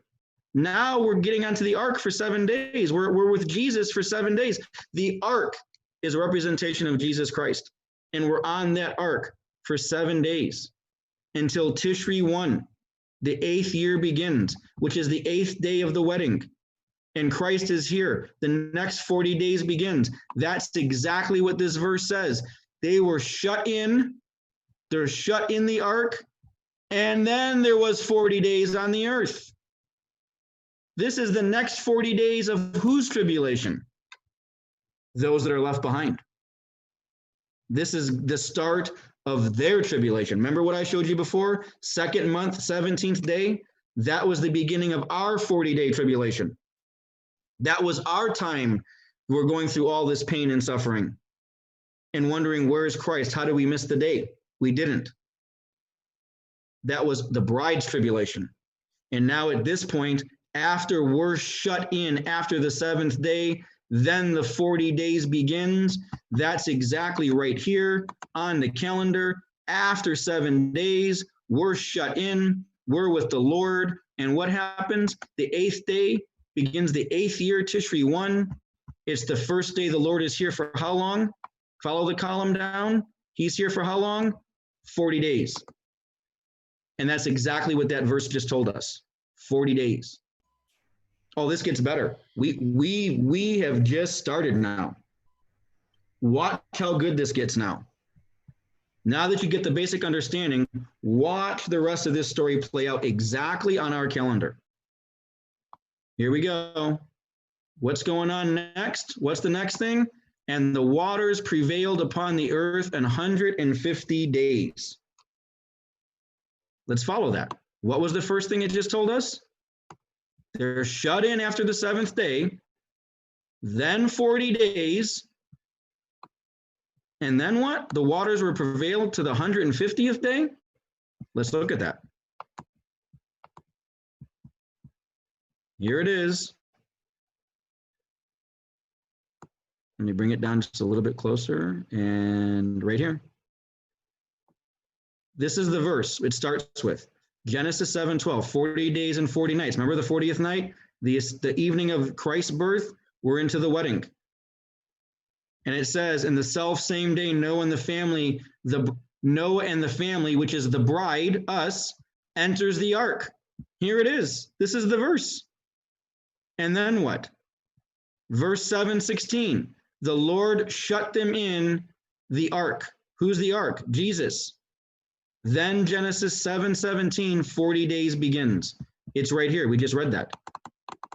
We're shut in by the 7th day. But then 40 days begins. And that's exactly what we just read in the story. It's the next 40 days. The next 40 days begins right here. And let's count that. And now it tells us it's 40 days. And then what did it end with? What was that last verse? And the waters prevailed on the earth 150 days. Let's see how that plays out again. So here's our 40 days, beginning right here when Jesus Christ should appear on earth for his 40 days. And we follow it down. And then I'll show you this later on in chapter 8, where the raven is released. Then there's 7 days, 1, 2, 3, 4, 5, 6. This will be the 7th day. This is the 7th day. What is that? The 150th day. And that's what we just read. Chapter 7 brings us all the way to our escape on the 40th day, when Christ should be born the next evening. Our 40 days of tribulation. Then we're in the ark for 7 days, and then we're shut in. And then what did it say? And then the 40 days begins. Here's the 40th day. And then it was 150 days. This is, remember this column? This is where it started. Where did the flood begin? Right here. 2nd month, 17th day. Now we get on to the 150th day, just like the story told us. There it is, the 150th day. The dove is now released. Now let's go to chapter 8 and see how chapter 8 plays out, and then it'll fill in these other dates that we're talking about. It'll show you where the raven is and the dove. But right now, here it is, where the story is now completed. So let's go to chapter 8 now. Okay, let me get my notes real quick. 100 days, tribulation. Yeah, okay. Hey, Charles. Yes, I don't know if you noticed that or not, but on that spreadsheet, that period actually happens to be the actual Feast of Tabernacles on the Enoch calendar. That's right. Yes. That's absolutely correct. And I think do I have a version of that open yet? Yeah, this is what Amish is talking about. I don't have it on the version I just showed you. I have it on this version. When you get to that 150th day, it equals the Feast of Tabernacles on the Enoch calendar. So this day here would be right in the middle of Tabernacles for the 150th day. So Amish is correct. And so maybe the calendar that we're going to release next, I'll try to include this on there so everyone can see that. Good catch, Amish. That's absolutely correct. So let's go to chapter 8 now. Let's see how chapter 8 now. Remember what I told you about chapter 7. It begins with what? The in general story. It's all in general. He's giving you the big picture. He's giving you a broad overview about what's going to happen. And that goes on till from verse 8:1 to 8:5. It's not until you get to verse 8:6 is when he starts giving you the specifics of the story now. You have to read this first few verses as in general. He's just generally talking about what's going to happen and what's happened. And then when you get to 8:6, we're able to place everything precisely on the calendar, exactly where it lays out, because now he's telling the story specifically now. And watch how wonderfully this fits the calendar this time. It's with no errors, no gaps, not even fudging anything. Oh, this is so exciting. I can't wait to get into this part. This is just unreal. So let's get into it. So in 8:1, again, the first 5 verses is just in general. He's telling the big picture of the story. God remembered Noah, okay? And the waters returned from off the earth. After the end of the 150 days, the waters were abated. Yeah, we know that in general. That's what's going on. It kind of told us that in chapter 7, right? He's just reiterating parts of the story now, okay? And the ark rested. Here's the important part. This is what I caught last night.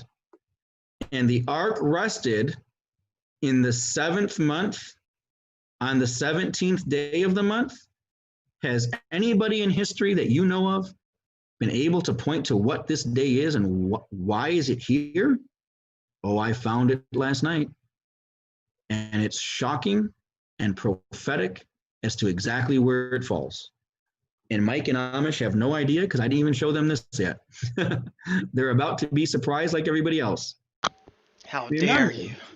this is the story in general, right? Why is he putting this here? That the ark rested in the 7th month on the 17th day of the month? You want to see why? Because it completes what we just saw in chapter 7. Enoch calendar, 7th month, 17th day of the month. 3 days after the 3 days after the dove is released. What is that day? It's the 50 days since Christ has been here. This is day 1, 2, 3, 4, 5, 6. This is the 7th day, 8th day, 9th day, 10th days. How many days was Christ here? 40 days. Weren't we always looking for this other 10 days in this ministry and also in Ministry Revealed, Alan's ministry? We've all been saying there's this other 10-day connection. There's the 40 days of Christ, and then there's 10 more days. Or we were thinking maybe there's 10 days first and then the 40. Guess what? Yeah, I asked Alan that question directly because he had mentioned that, like in the first video that he did talking about the raven and the doves, and he said it was 10 days later and the dove went out. And I said, where did you get the 10 days? And he said, I don't know. It just must have been 10 days. And I said, well, the only 10 days that we know about is the 10 days after Christ's ascension until Pentecost, until the Holy Spirit fell at Pentecost. So that's where he got the idea for 10 days. But now It fits the calendar. It's the calendar count. This is the 150th day that was talked about in chapter 7. In chapter 8, he's giving us the next date on the calendar. Remember, where did this date begin from? 2nd month, 17th day. We plotted that. But now it's giving us the next date. 7th month, 17th day, which is 3 days later. This is the 6th day, 7th, 8th, 9th, 10th day. It's exactly 10 days after Christ has already ascended and left. It's the next 10 days. And I'm going to get into this a little bit more deeper a little bit later, but I just wanted to show you. And what else does it point out? What else came out of this when I saw this? If this is the 50th day, 51, 52, 53. What's significant about that number 153? John 21:11. The 153 fish that were caught. This represents the 153rd day. The multitude that were caught escaped. The net did not break. Jesus lost none. What does it say in John 6:39? And this is the Father's will which hath sent me, that of all which he hath given me, I should lose nothing, but should raise it up again on what? The last day. This is the last day of the Noah story. And it ends when? 50 days from the day Christ showed up. This is a great revelation. John 21:11 tells us the 153 fish story. It's what's happening here is John is telling us all the fish that were going to be caught during this time of the tribulation, they've been caught and the net didn't break. And Jesus lost none of them. Who is that? That's us. That's the bride. We've been taken already. The bride has been taken. And now the tribulation begins for the rest of the world, those that are left behind. So let's continue on with the verses, and I'll show you how they all start matching up. So now we know where the 7th month and 17th day is. Now remember, this is all in general. He's just telling us the general story. But in general, he's now told us where it really ends. It really ends 3 days later, on the 153rd day. And the waters decrease continually until when? He gives us another date. And the waters are decreasing now. The waters are decreasing continually until the 10th month, 10th day. In the 10th month, on the first of the month, I'm sorry, not the 10th day, but 10th month, first of the month, were the tops of the mountains seen. Let's go to that date. 10th month, first day. Well, obviously it's not here because this is the 7th month. Where's that? Right here. Oh, isn't that interesting? 10th month, first day, Genesis 8:5, we just read that. 10th month, first day, the tops of the mountains were seen. When is that? It's our next year, our Gregorian calendar next year. We now know from this story of Noah that it is in chronological order. Noah is not jumping around all over the place telling wrong dates here and there. He's not. It's in order. Now let's go back to the story. And it came to pass, here it is, this is now, oh, here's something that I caught. So in general, the story was from verse 8:1 to 8:5. He's giving us the in general, and plus he gave us the two other dates that we just now placed on the calendar. And now the specific story begins of all the specifics, and you're going to see how they play out. And it came to pass, and that's how I figured it out. There's going to be like 2 or 3 more times where it says, and it came to pass. When he says, and it came to pass, he's now starting a part of the story. He told us the story in general, and now he's going to give us a specific part of that story. And you'll see when I do the next ones, when he shows, and it came to pass, he's telling a small segment, a specific part of this whole story. Here it is. And it came to pass at the end of 40 days, that Noah opened the window of the ark he had made and sent forth a raven. What did we say? When did Christ get here? When was Christ revealed? Christ was revealed when? On the new year. Right when the new year begins, Tishri 1, and the covering of the ark was removed. The covering of the ark, the covering of Jesus was removed, and he was revealed on day 1 here. And now we're reading in the story, it says, and it came to pass at the end of 40 days. He's talking about the next 40 days. We've passed our 40 days, remember? We showed that. Our 40, it goes into 41, the evening of when Christ is born. We've ended we're on the ark and we're shut up after 7 days. Our 40 days is over. Now the next 40 days begins. It's right here. This is the date he's talking about. Where's the 40 days? And he says the raven was released. There it is. 40th day from when Christ was here. Genesis 8:6. End of the 40 days. Noah opened the window of the ark. This is the first 40 days from the beginning of the new year, 5781. Remember on Tishri 1, the new year changed to 5781. This is the first 40 days of the year. That's what he's trying to tell us. He's telling us the first 40 days of the year, this is what's going to happen. The covering of the ark is going to be released. It's going to be removed. So the covering of the ark, the covering of Jesus is removed, and Jesus appears on day 1. And this is the first 40 days from Tishri 1, from the new year. And then the raven's released.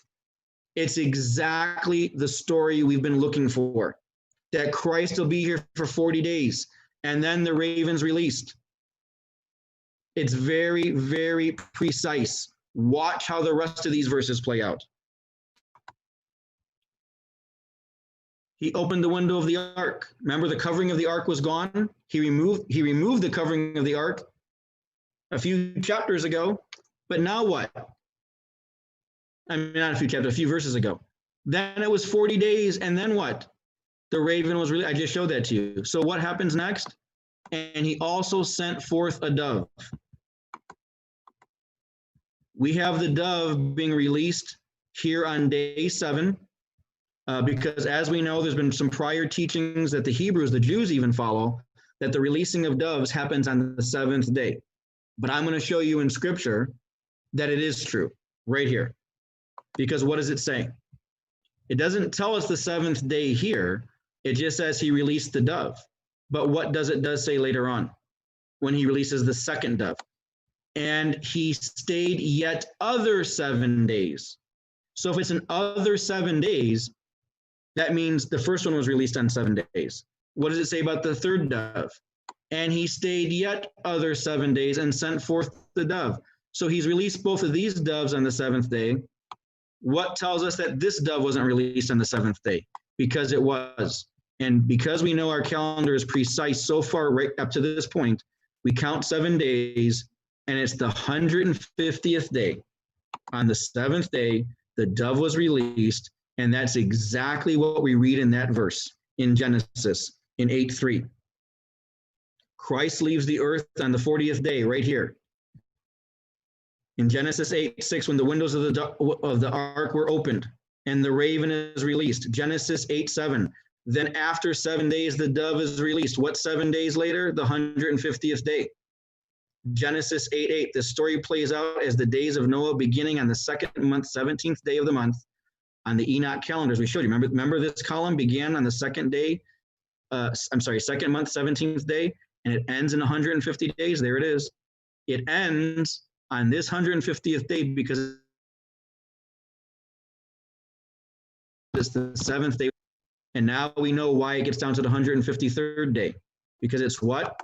It's the 50th day, which we showed you in Scripture, that it showed in Genesis, the 7th month, 17th day, which now we know is the 50th day after Christ was here. So let's go back and play out the rest of the story in Scripture and see what it brings us. So we know the dove was released on the 7th day, because it said yet other 7 days for these other 2 doves. Okay. And now here is where everyone makes the mistake. This is why this has confused scholars for centuries. Because what happens here? And it came to pass. Remember what I told you? These are little tidbits. First, it's in general from verses 8:1 through 8:5. And then in 8:6, it says, and it came to pass. Now he's just telling a specific part of the story. And that was the part we just went over, the 40 days and then the 7 days. Now he's going to tell another specific part of the story. It's another story and a specific part of the story. What is he saying? You'll see how wonderful this plays out. And it came to pass. That means he's telling you another specific part of the story. But he's telling us to go back. Where is he telling us to go back to? And it came to pass in the 601st year, in the first month, first day of the month. Didn't we just show that to you? Right here. Tishri 1, right here. This date is the first day of the first month, beginning the 601st year of Noah. Right here. I'm pointing to it. Genesis 8:13. In the first month, the first day of the month, the waters were dried up from off the earth, and Noah removed the covering of the ark. Hebrew count, this is now turning into 5781. That's why it's Noah's 601st year. Now what Noah is doing is he's telling us another little story, but he's gone back a little bit. He's told us about the 40 days and the raven and the dove being released. Now he's going back and telling us this part of the story. He's just going back a little bit. He went back to this date now. And the covering is removed. And who's the covering of what? The ark. And Jesus Christ is the ark. We talked about this. And that's day 1 when Jesus is here for the 40 days. And what does he say next? Here's how we tied this up. So now we know it's the 601st year, first day, first month. The covering was removed. And what happens now? And in the second month, on the 7th and 20th day of the month, the earth was dried. He's telling us from this date to this date. Watch what Mike just put on Stellarium. See, in the first part, he told us about these 40 days, and it goes to the story of the raven and the dove, which we just talked about. Now he says, and it came to pass on this date. He's giving us the rest of the story. What's he telling us? What's Noah really telling us? He's telling us in Genesis 8:13, okay, from this date, go to the second month and 17th day. Okay, so we start from this date that he told us. And what do we got to do now? We got to go through the rest of the calendar. This is September. We got to go through October. We got to go through November, December, January, February, March. And then what? What did we say? We have to come back full circle as if this was 2021. And where do we come to? He said, come to the second day, second month, 27th day. And what is that? We now found out it's June 7th, 2021. The 1 year is now completed. That's how Noah ends the story. He's telling you it's now all completed. We started here, second month, 17th day. And he took us through the whole journey that I just showed you, laid out on the calendar. And then he ends it with, from this day, from the new year, he's telling us to count from the new year, count several more months until you get to the second month, 27th day. And that's verse 8:14, second month, 27th day, the 8th year. Now we're in the 8th year. This is the 8th year. Remember, the 8th year begins on September 19th. It goes to 5781. This is the 601st year of Noah. And he's bringing us full circle. And what do we find out through Stellarium and the Hebrew calendar? That this is June 7th, 2021, exactly 1 year from when it all began, from when the flood began, from right here. And that day is actually the 22nd day of the second month. Next year is also June 7th. So it's our June 8th, or June 7th to June 8th, that same time frame. So it's literally a year, 365-day year, right? So the 10-day difference is the 10 days that the Enoch calendar differentiates, right? It's a 10-day difference. So that's why he goes from 17th to 27th, to let you know, if you have the Enoch calendar that we do, it's an actual full year, 1 year. That's correct. And so I want everyone, so I'm going to just do a thing just in general to just kind of go over this. I know we've kind of gone over this several times, but I want everyone to be clear what we're saying. What we're saying is that everything from before Tishri 1, so all these dates, including the date of June 7th, this is all year 7. This is chapter 7. Day 1 begins in chapter 7. See, Genesis 7:11. This is day 1. And you count the days, and it brings you to the 104th day. I'm sorry, I said that the wrong way. It brings you to September 11th, which is going into the evening of our 40th day of the escape. It goes, remember, because he said nights, 40 days and 40 nights. The 141st day would be the night. And then it goes into when Christ is born, September 11th, the escape of the wedding. And then there's 7 days. And what does it say? And then the Lord shut them in. They were shut in by the 7th day. And then what happens on the 8th day? What does it tell us? The covering of the ark was removed. Jesus Christ is here now. The covering of the ark is removed for 40 days. And it brings us down, all the way down the line to the 40th day when the raven is released. And by the 7th day when the dove is released, it's now the 150th day. And Noah told us this 150th date. He gave us the date. And then he gave us this next date of 7th month, 17th day, which is 50 days since Christ has been here and 10 days after he's left, which is the 153rd day of the fish story in John 21:11. So understand, I want to be clear what we're saying, that everything prior to September 19th is chapter 7 of Noah. Anything past September 19th, when you get past September 19th, we're now going to be in the 8th chapter of Noah because it's the 8th year. And if this story was laid out like this before, we would have all had a better understanding of it. Noah is not repeating himself. The story is not jumbled around. It's completely in order according to the Enoch calendar. And the only way that anybody could have ever uncovered this is by the blessings of God and the blessings and leadership of the Holy Spirit who led us to this, and by placing it only on the Enoch calendar, because that's the only calendar that Noah had. Everyone's been trying to place us on a Gregorian calendar, a Hebrew calendar, or this calendar, or that calendar. It doesn't work. It looks like the story is all jumbled up. But when you lay it out, the seventh chapter, everything before Tishri 1, it plays out on the dates it's supposed to play out. And when you lay everything out in the 8th chapter, after Tishri 1, it lays out exactly on the days it's supposed to lay out. And with that, guys, I think I'm concluding this portion of it. And we can brush up on some stuff if I missed it by the end of the video, and we'll go into it. But I think that's all I have to cover on this topic. All right, Amish, up to you, boss. I didn't mean to minimize my stuff here. All right, I'm going to suggest anybody watching this on YouTube, unless you have an iron bladder and iron balls, you might want to hit bowels, I should say. Hit pause, take a break or whatever, and come back to it. That was a lot to digest.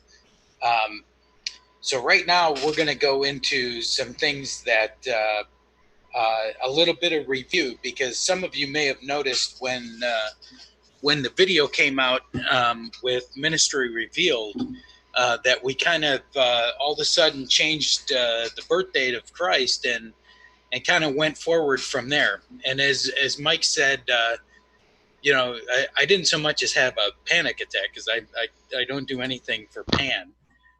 But I was hyperventilating a little bit when they called me at the moment I was outside of internet access and told me, hey, everything is changing. So what I want to do is I want to take some of you through what I went through and how I proved this out, so this to show that this still worked for me, and hopefully as you come along for the ride, you'll be able to see how I was able to reconcile this. What I'm showing right now, and I don't know if you can see this or not, but let me see if I can make this bigger. Is that bigger? Some of you may have remembered this slide from a PowerPoint presentation that I did and posted on the Minister Revealed forum. And when I shared this with Alan, he used the information from this hopeofisrael.org, and because this planetary conjunction began on September 14th of 3 BC and climaxed on June 17th of 2 BC, that's when all of these things started lining up with things that he was seeing about June 17th of 2 BC. And so we made the assumption that 9-month period was the gestation of Christ, and Christ was born on June 17th of 2 BC. And so taking the June 17th of 2 BC, we used that information to calculate the year that Christ turned 30, the year that he turned 33 years old, and therefore the year that he was crucified, died, and was resurrected. And a lot of this understanding of Rachel and Leah and the cattle and men and the 7-year seals and the 7-year trumpets and the 13 years, all of that really kind of depends on us knowing when Christ was born. Because by knowing when Christ was born, we can determine the year with absolute certainty that Christ was crucified, died, and resurrected. And as we come up to the 2000th anniversary of that, we then can back up and know when the tribulation is going to start, when seals, and remember the purpose of seals is to give the church, that lukewarm church that gets spewed out of his mouth, a second chance. It's to try the church. Trumpets is for Judah, seals is for the church. So this was the basis on which we were looking at June and June 17th. So when they called me and said, hey, everything's changed, it's not June anymore, it's September 11th. Well, first I have to tell you that I was a September 11th person before I was a June 17th person. In fact, decades ago, when I was on my crusade to kind of get people out of the December 25th Catholicism understanding of Christ's birth, I was telling them that he was conceived on December 25th and was born on September 11th. So I had to change my paradigm to get to the June 17th. So all of a sudden, when they're telling me now we're going back to September 11th, Well, that wasn't going to sit well with me until I did some spreadsheet work, and I'm going to share with you the work that I did, and hopefully you'll find great comfort in that. But one of the things I wanted to point out on this slide, it says, we know from the evidence of historians, archaeology, and astronomy, not astrology, that Herod died in 1 BC, not 4 BC, as is commonly presented. We know that the Messiah was born 28 years after the death of Cleopatra and 15 years before the death of Augustus. Cleopatra died in 30 BC, Augustus died in 14 BC, okay? So we're going to test that. And I said in here, this is confirmed by Josephus, Irenaeus, Clement of Alexandria, Tertullian, Africanus, Hippolytus of Rome, Hippolytus of Thebes, Origen, Eusebius, and Epiphanius. So we are going to look at a couple of these people, Tertullian specifically, and Josephus. But what I want to share with you is some of the work that we did to test some of this out. So let me share my spreadsheet here. Okay, so this is the spreadsheet Mike showed you when he was counting, and this is the count for the reign of Tiberius, starting referenced in Luke 3:1 and Luke 3:23. If you count, as Mike was showing you, from 14 AD, 15 years, you come to AD 28, which puts Christ at third. If Christ was born, and over here it says on September 11th, on September 11th, in the 15th year of the reign of Tiberius Caesar, Christ turns about 30 years old. And John the Baptist is 30 and a half. Okay. And this was, Mike was pointing out that it was a whole nother year. And Alan did a whole video on this just the other day about how there was a year that time passed between the baptism of Christ at 30 and when he actually began his ministry, which if you go 1, 2, 3.5 years, March 11th still puts us at 33 AD. So take a deep breath. We're still looking at 33 AD. That's the important part. Okay. So here's what I did to test this out. I made this timetable that, and Mike or Charles, tell me, can you see the timetable that I'm showing right now? Yeah, we can see it. Yeah, okay. I see it. Yes. So what the purpose of this table, I can calculate the absolute number of days between any 2 days from 100 BC until the present day, until 2020. And I did that so that I could prove this out, because I wasn't taking any, as Joe Biden says, this was a no malarkey schedule. I wanted to absolutely know how many days there were between September 11th and these other days, so we could prove out what was on. Show you the website.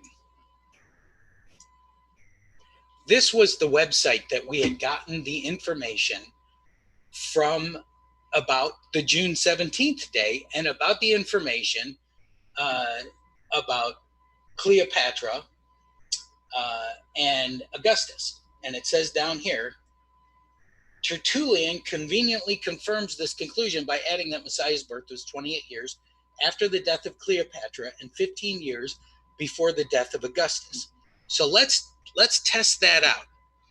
So a little bit of homework that we did told us that Cleopatra died on August 12th of 30 BC.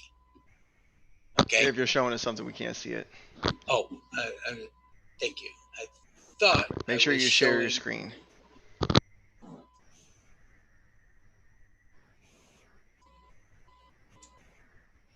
Okay. Are you seeing it now? Yep. Okay. So we know that Cleopatra died on August 12th of 30 BC. Okay. And if we count the absolute number of days from August 12th of 30 BC to September 11th, 3 BC, we get 9,893 days, which is 27.1 years.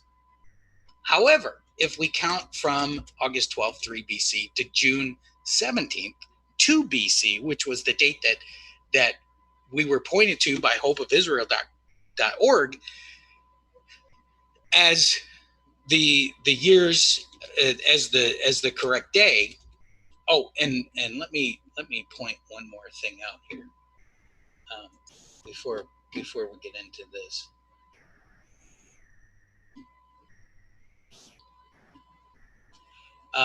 Something that is rather important about this website. If you'll notice that the gentleman that put this together, whenever he's talking about the absolute birthday or birth year of Christ, what you'll find is that he never actually says what year it was. He always says understood as 3/2 BC. This is something we didn't notice the first time that we were in here, and that's our bad. Like even here, Augustus answering to 3/2 BC. And you'll notice every time it's mentioned, as you go through this this website, he's not talking about that he was born on June 17th of 2 BC. He's always saying in 3 and 2 BC, 3/2 BC. So in here, possibly in the years 3 or 2 BC. This is an important distinction because when I went back to test the math on this, on this spreadsheet, it's bigger. He never emphatically says whether it's 3 BC or 2 BC. Okay, but Tertullian says 28 years after the death of Cleopatra and 15 years before the death of Augustus. Well, I've got in this calculation for this date is 27.1. So it is more than 27 years. So, and this is more than 27 years too, but it's shy of 28 years. If I use the fact that Tertullian didn't know what the birthday was, even though it was, as we discussed at the opening of this video, chiseled in stone and was in a museum all these years, even if he didn't know that. And by the way, the Julian calendar was enacted in 46 BC, for those that didn't know. Assuming that he used it, he used a date of 25 December 25th. Even if he didn't know the date and just used December 25th, this still would have been less than 28 years, and this would have been slightly more than 28 years. So now then we go to the death of Augustus, and we calculate the days to the exact date. It was exactly 5,822 days between September 11th, 3 BC, and August 19th, the day of Augustus's death in 14 AD. That is 15.95 years. If I calculate it to June 17th, I get 15.19 years. But even if I use December 25th, I get 15.7 and 14.7. The point is that Tertullian, when he did this calculation, he did not do it with respect of the day, but of the year. He just took 30 BC minus 3 or 2 BC, let's call it 28 years. And for the death of Augustus, 14 AD from 2 or 3 BC, let's call that 15 years. And to some degree, he's right. So if I use my September 11th date, I get less than 16 years. So I would call that 15 years because it wasn't quite 16 years. If I use my September 11th date for between the death of Cleopatra and September 11th, I get more than 27 years. So he's probably saying, rounding up, more than 27, 28 years. And so by looking at this with the exact date, you can see that without respect to the date but the year, Tertullian was telling us that this day still works. More than 27 is 28. Less than 16 is 15. It still works. So now let's take a look at Mike's chart here. Back here, we have an issue. As you may recall from Herod's death. And if you search Google, which is what I did when I found the information for that PowerPoint chart in the beginning, I was searching Google, and everything that I found said that Herod died in 4 BC, so Christ must have been born in 6 BC or so. And that's just not fact. And I'm going to show you how we can actually know that. Okay, so let's take a look at Herod's family tree. Can you see the chart, Mike? Yep. Okay. It's on there, yeah.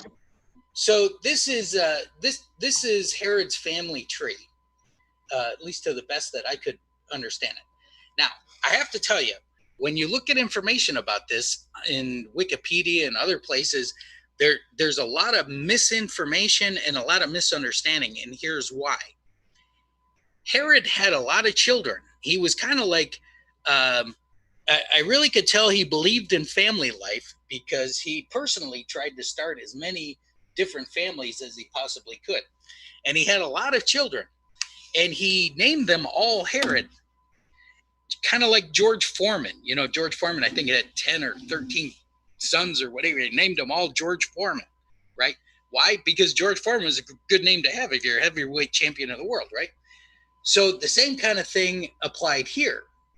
And what you see is you have Antipater, the Idumean, who marries Cypros. Cypros is a Nabatean or an Arab.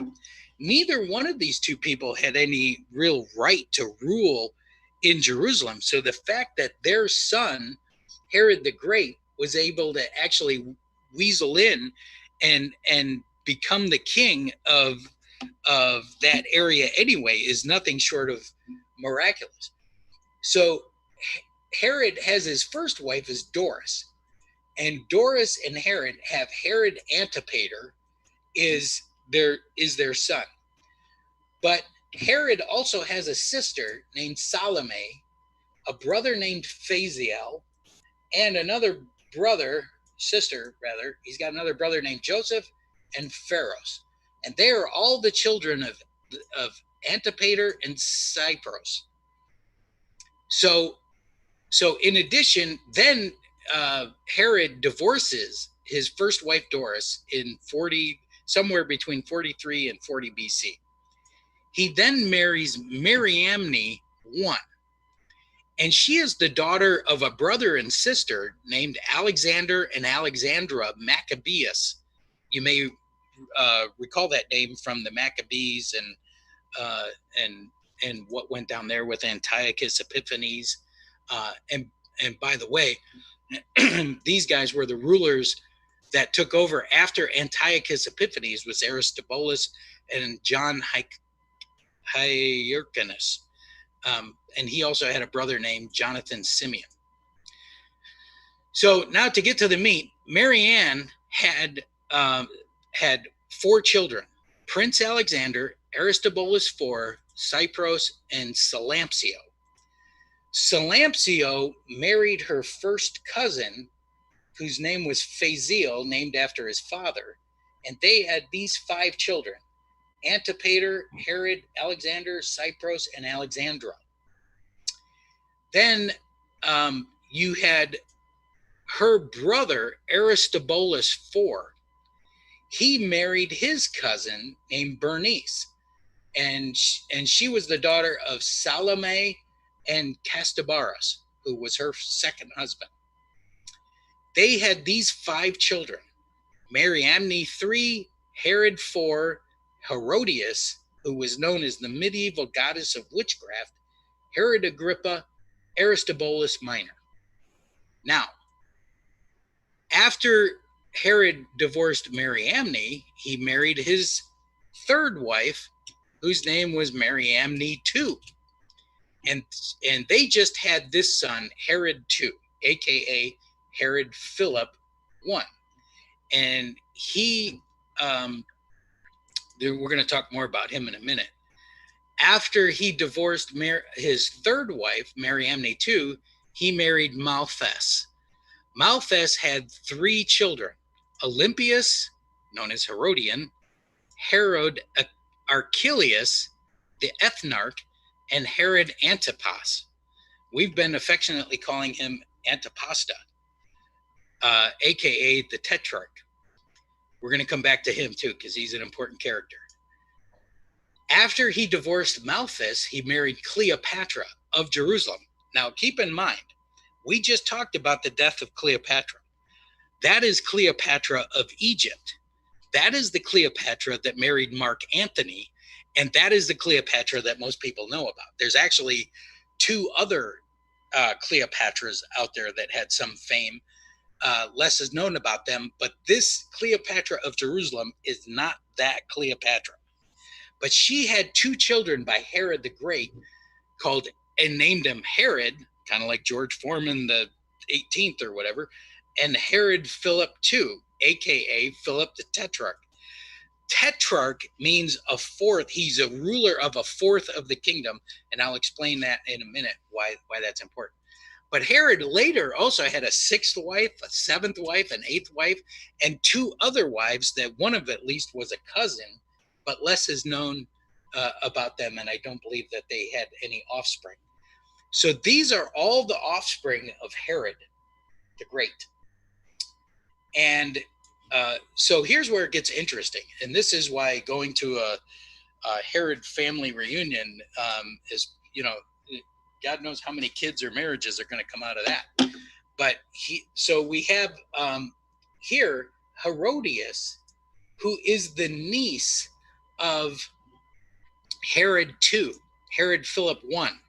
And he lived from 27 BC to 33/34 AD, the best we can tell. He actually married Herodias, his niece, and they had together a child named Salome. And Salome is important for this reason. Salome is the one that was dancing in the story of Mark chapter 6. And I'll explain that a little bit more about that in a minute. But who she was dancing for. So Herodias put away her husband Herod II, or Herod Philip I, and she married Herod Antipasta. Okay? Now, this is why John called her out. He called her out because Herod Philip II didn't put her away. She put him away and married his stepbrother. And that's what John called her out for, which is why she did not like John very much, even John the Baptist we're talking about. Yes, John the Baptist.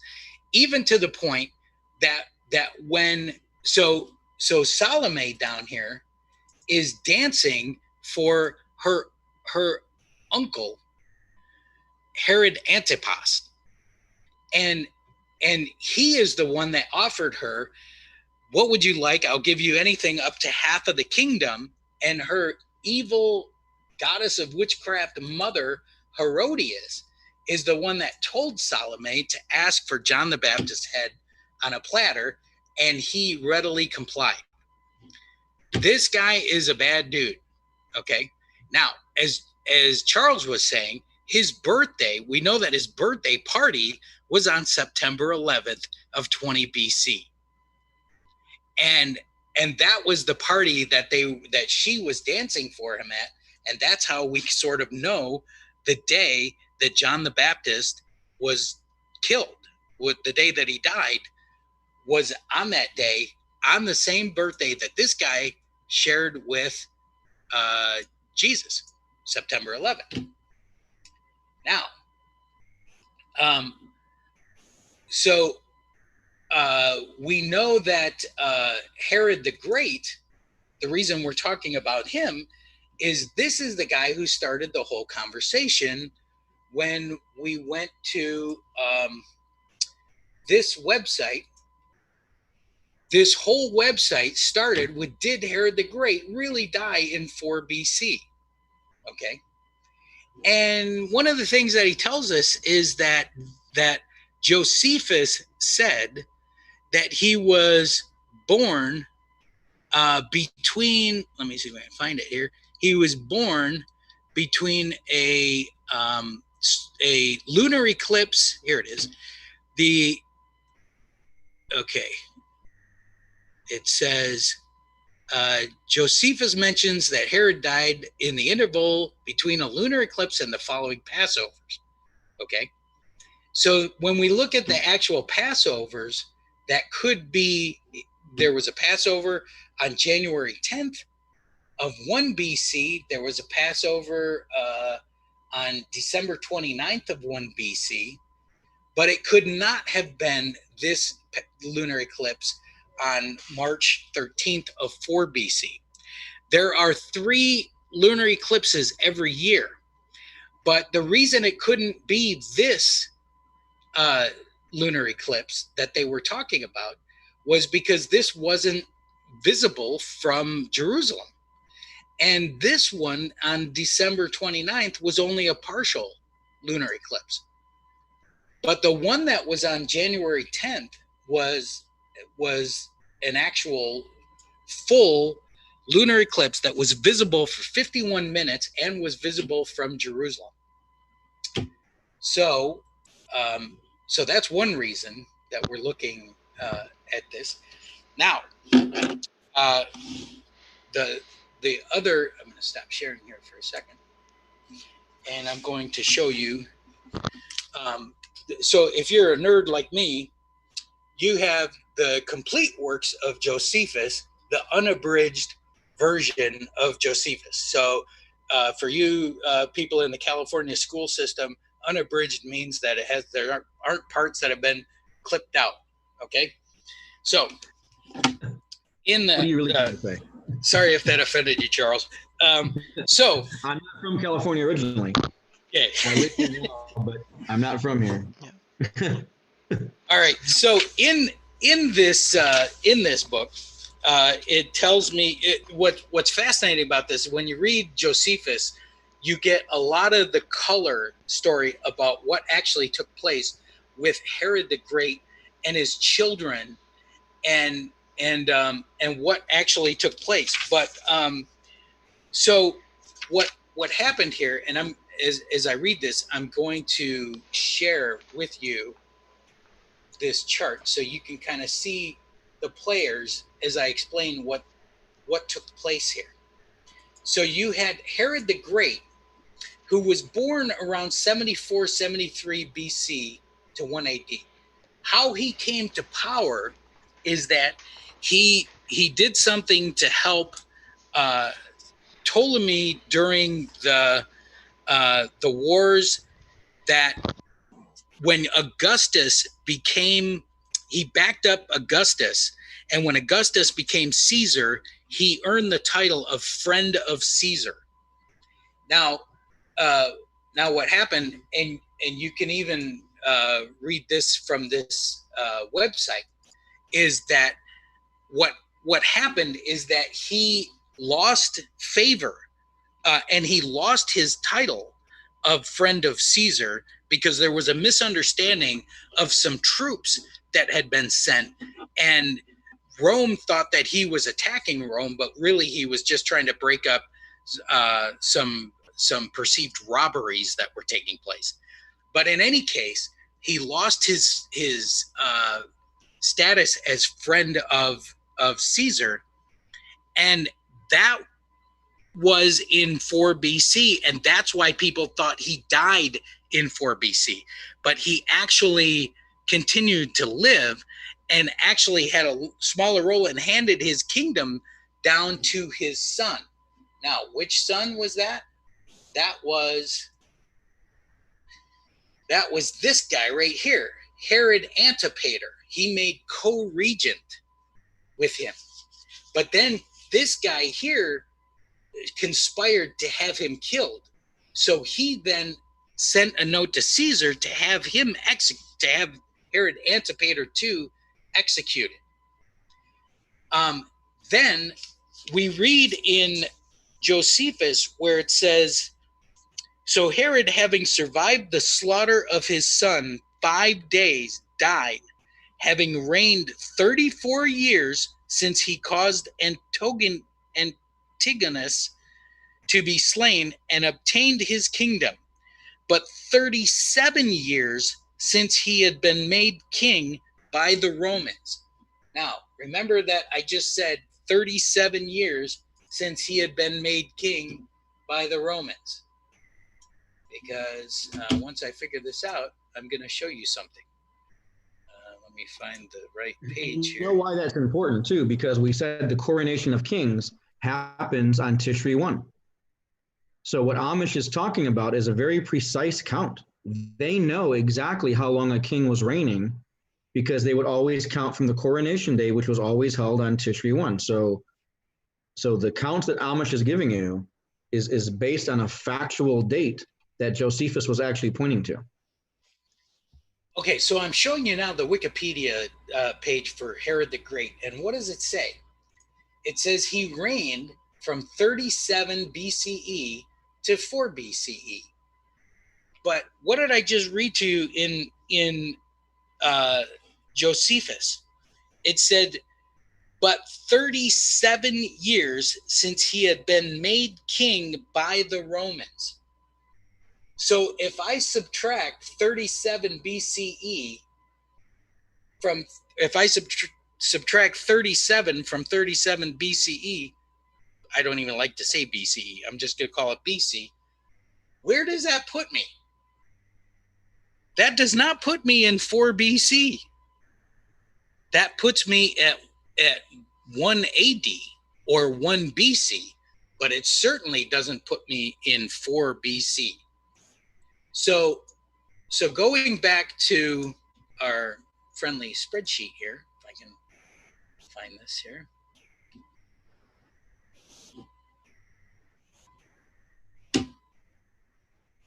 Going back to Mike's chart here, there's no way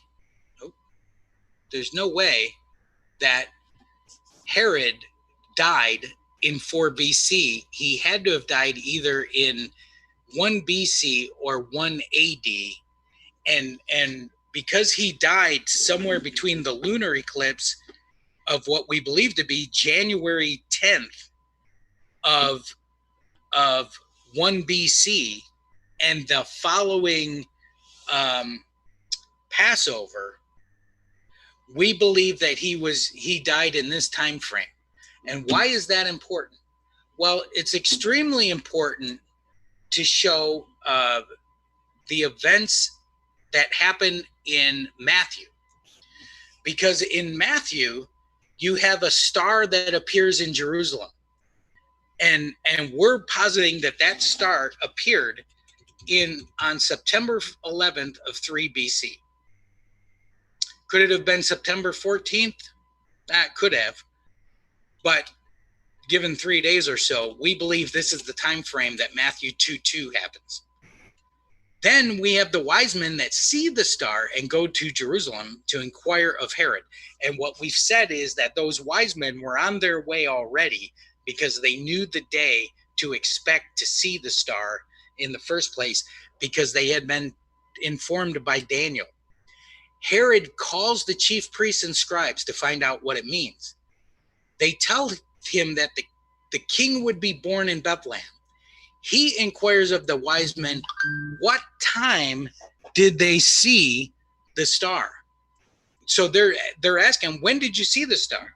And they would have told him September 11th of 3 BC. He then tells the wise men to go to Bethlehem and report back. The wise men go follow the star until it stops over Bethlehem. the star climaxes and they rejoice because they found him. This is where it says that they were in his house. They found the child in a house. They didn't find a baby in a manger. They found a child in a house. And so this would have been in June 17th of 2 BC. The wise men warned in a dream not to return to Jerusalem. Joseph was then warned by the angel of the Lord to flee Egypt until Herod's death. Do you see why Herod's death is starting to become really important right now? Herod saw that he was mocked, and he orders the slaying of the children 2 and under.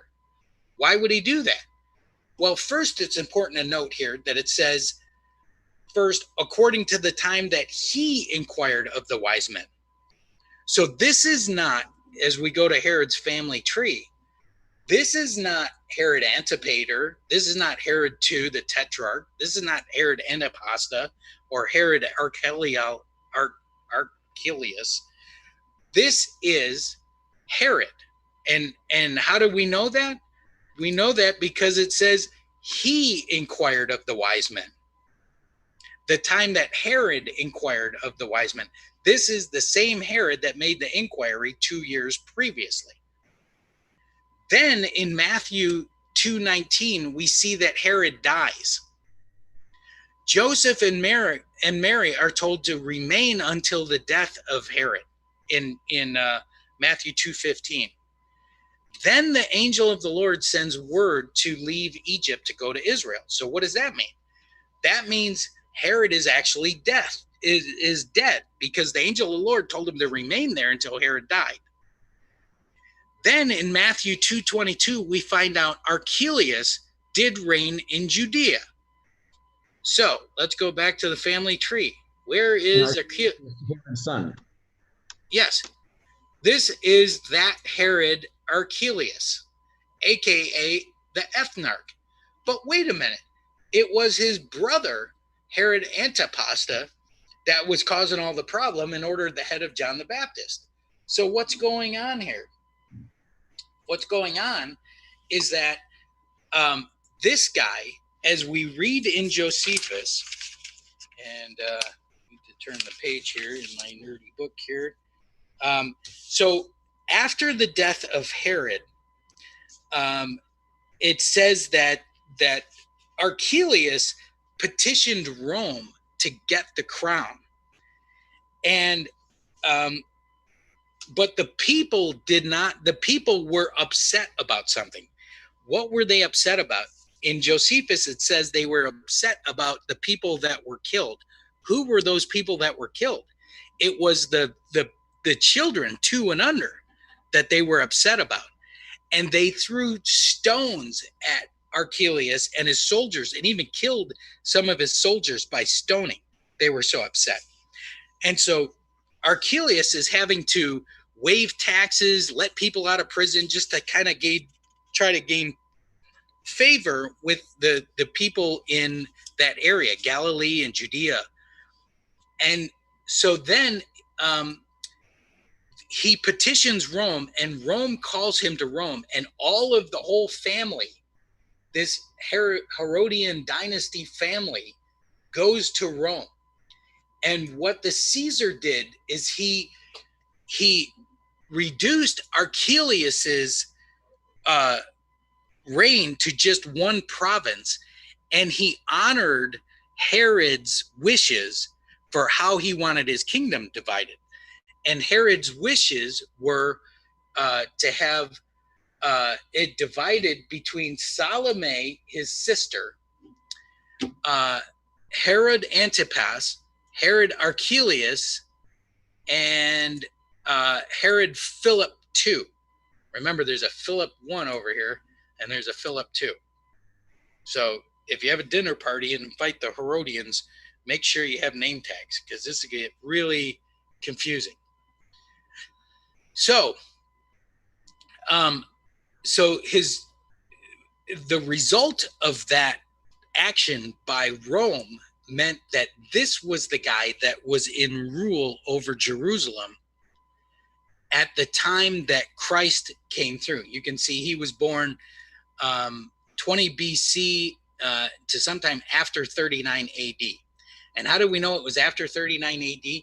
Because in 39 AD, he was accused by his nephew of conspiring against Rome. This guy over here, Herod Agrippa I, accused him of conspiring against Rome, and he was exiled in 39 AD. So they just know he died sometime after that. But the moral of the story is that all of this confirms exactly that Christ was born in 3 BC. It confirms who was in control and who was ruling. It confirms that Herod the Great was in place to order the death of those people. And it also confirms why Joseph and Mary avoided going to Galilee when they avoided returning, because going to Judea. Yeah, because it was this Herod Archelaus that was in power when Herod the Great died, and eventually he was reduced to a province, and this guy took over, and this is the guy that was in place when Christ came through, and this is the guy that ordered the head of John the Baptist on a platter after having his niece, the daughter of his niece. So he hooked up with his niece after his brother hooked up with his niece, and it was their daughter. I guess it would be his step niece. I guess was dancing for him on his birthday. He ordered the death of John the Baptist. So hopefully that gives you some kind of like visual representation of all the Herods and the Herodiases and the crazy family reunion for the Herods, and how John the Baptist ended up being killed by this Herod.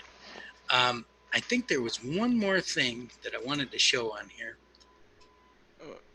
Nope, that's it. There was just Augustus. Oh, so here we see this is in 1 AD that this actually takes place. And Christ's ministry starting over here and being done on March 11th, 33 AD. Charles, did I forget anything that we talked about? No, I just want to clear up that just something that was said, that you said that the reason Joseph, after the angel went to Joseph and Mary and told them, okay, Herod's dead, you can go back.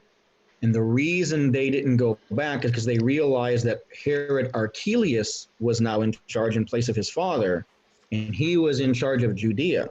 So Herod and Mary and baby Jesus did not go to Judea because they realized Herod Archelaus was in charge. And so and because of all the crimes and stuff that he's committed and how he was being hated by the people. So that's why they didn't go to Judea. Instead, they went to Galilee, which was now being put in place to have Herod Antipas in charge in Galilee. Yeah. Yeah, and just to confirm what Josephus says about this, the family dynasty being broken up, this is the title of chapter 6 says, the Jews greatly complain of Archelaus and desire that they may be made subject to Roman governors. But when Caesar had heard what they had to say, he distributed Herod's dominions among his sons according to his own pleasure. That's correct. That's how Antipasta became to rule at that time that Christ came through. Yeah, because wasn't it Herod Archelaus that tried to kill Herod the Great? He tried to kill his own father. That was actually Herod Antipater. Okay. And actually, Herod had several of his wives and family members murdered, and when they this was at the end of his life, he was very despondent and remorseful of having all of these people murdered, and he was suicidal, and he was going to attempt suicide, and somebody actually prevented him from committing suicide, but he died a short time after that. But this is clearly, according to Josephus, his between him getting his being named king by Rome and his death was 37 years. And that began in 37 BC. So there's absolutely no way he died in 4 BC. So all this being said is going off of Jesus Christ's birthday, actual birthday in September 11th, 3 BC. And it just shows when his ministry and how everything actually falls into place for 2033 in 13 years from now, with the 14-year tribulation actually beginning this Tishri 1. That's correct. But we had a little bit more. I had a part, and then Charles had another part to do. But our video is already running 3 hours, so we're gonna wrap it up. And what we're gonna do is probably do another one in a couple days. But did you guys have anything else you want to say, or we good to end on? We can put the rest of this in the next video, because we have a lot more information. Yeah. And unfortunately, like Mike said, we are running into almost a 3-hour video at this point. So we'll take everything else we have left and we'll make another video out of that information. Yeah. Hey, I will suggest this. If anybody has any questions about Herod's family or date counts between any two dates in that time period, or even to now, send me a comment on Discord and I'll do the math, and we'll make sure I'll either DM you it or we'll put it in the next video. Awesome.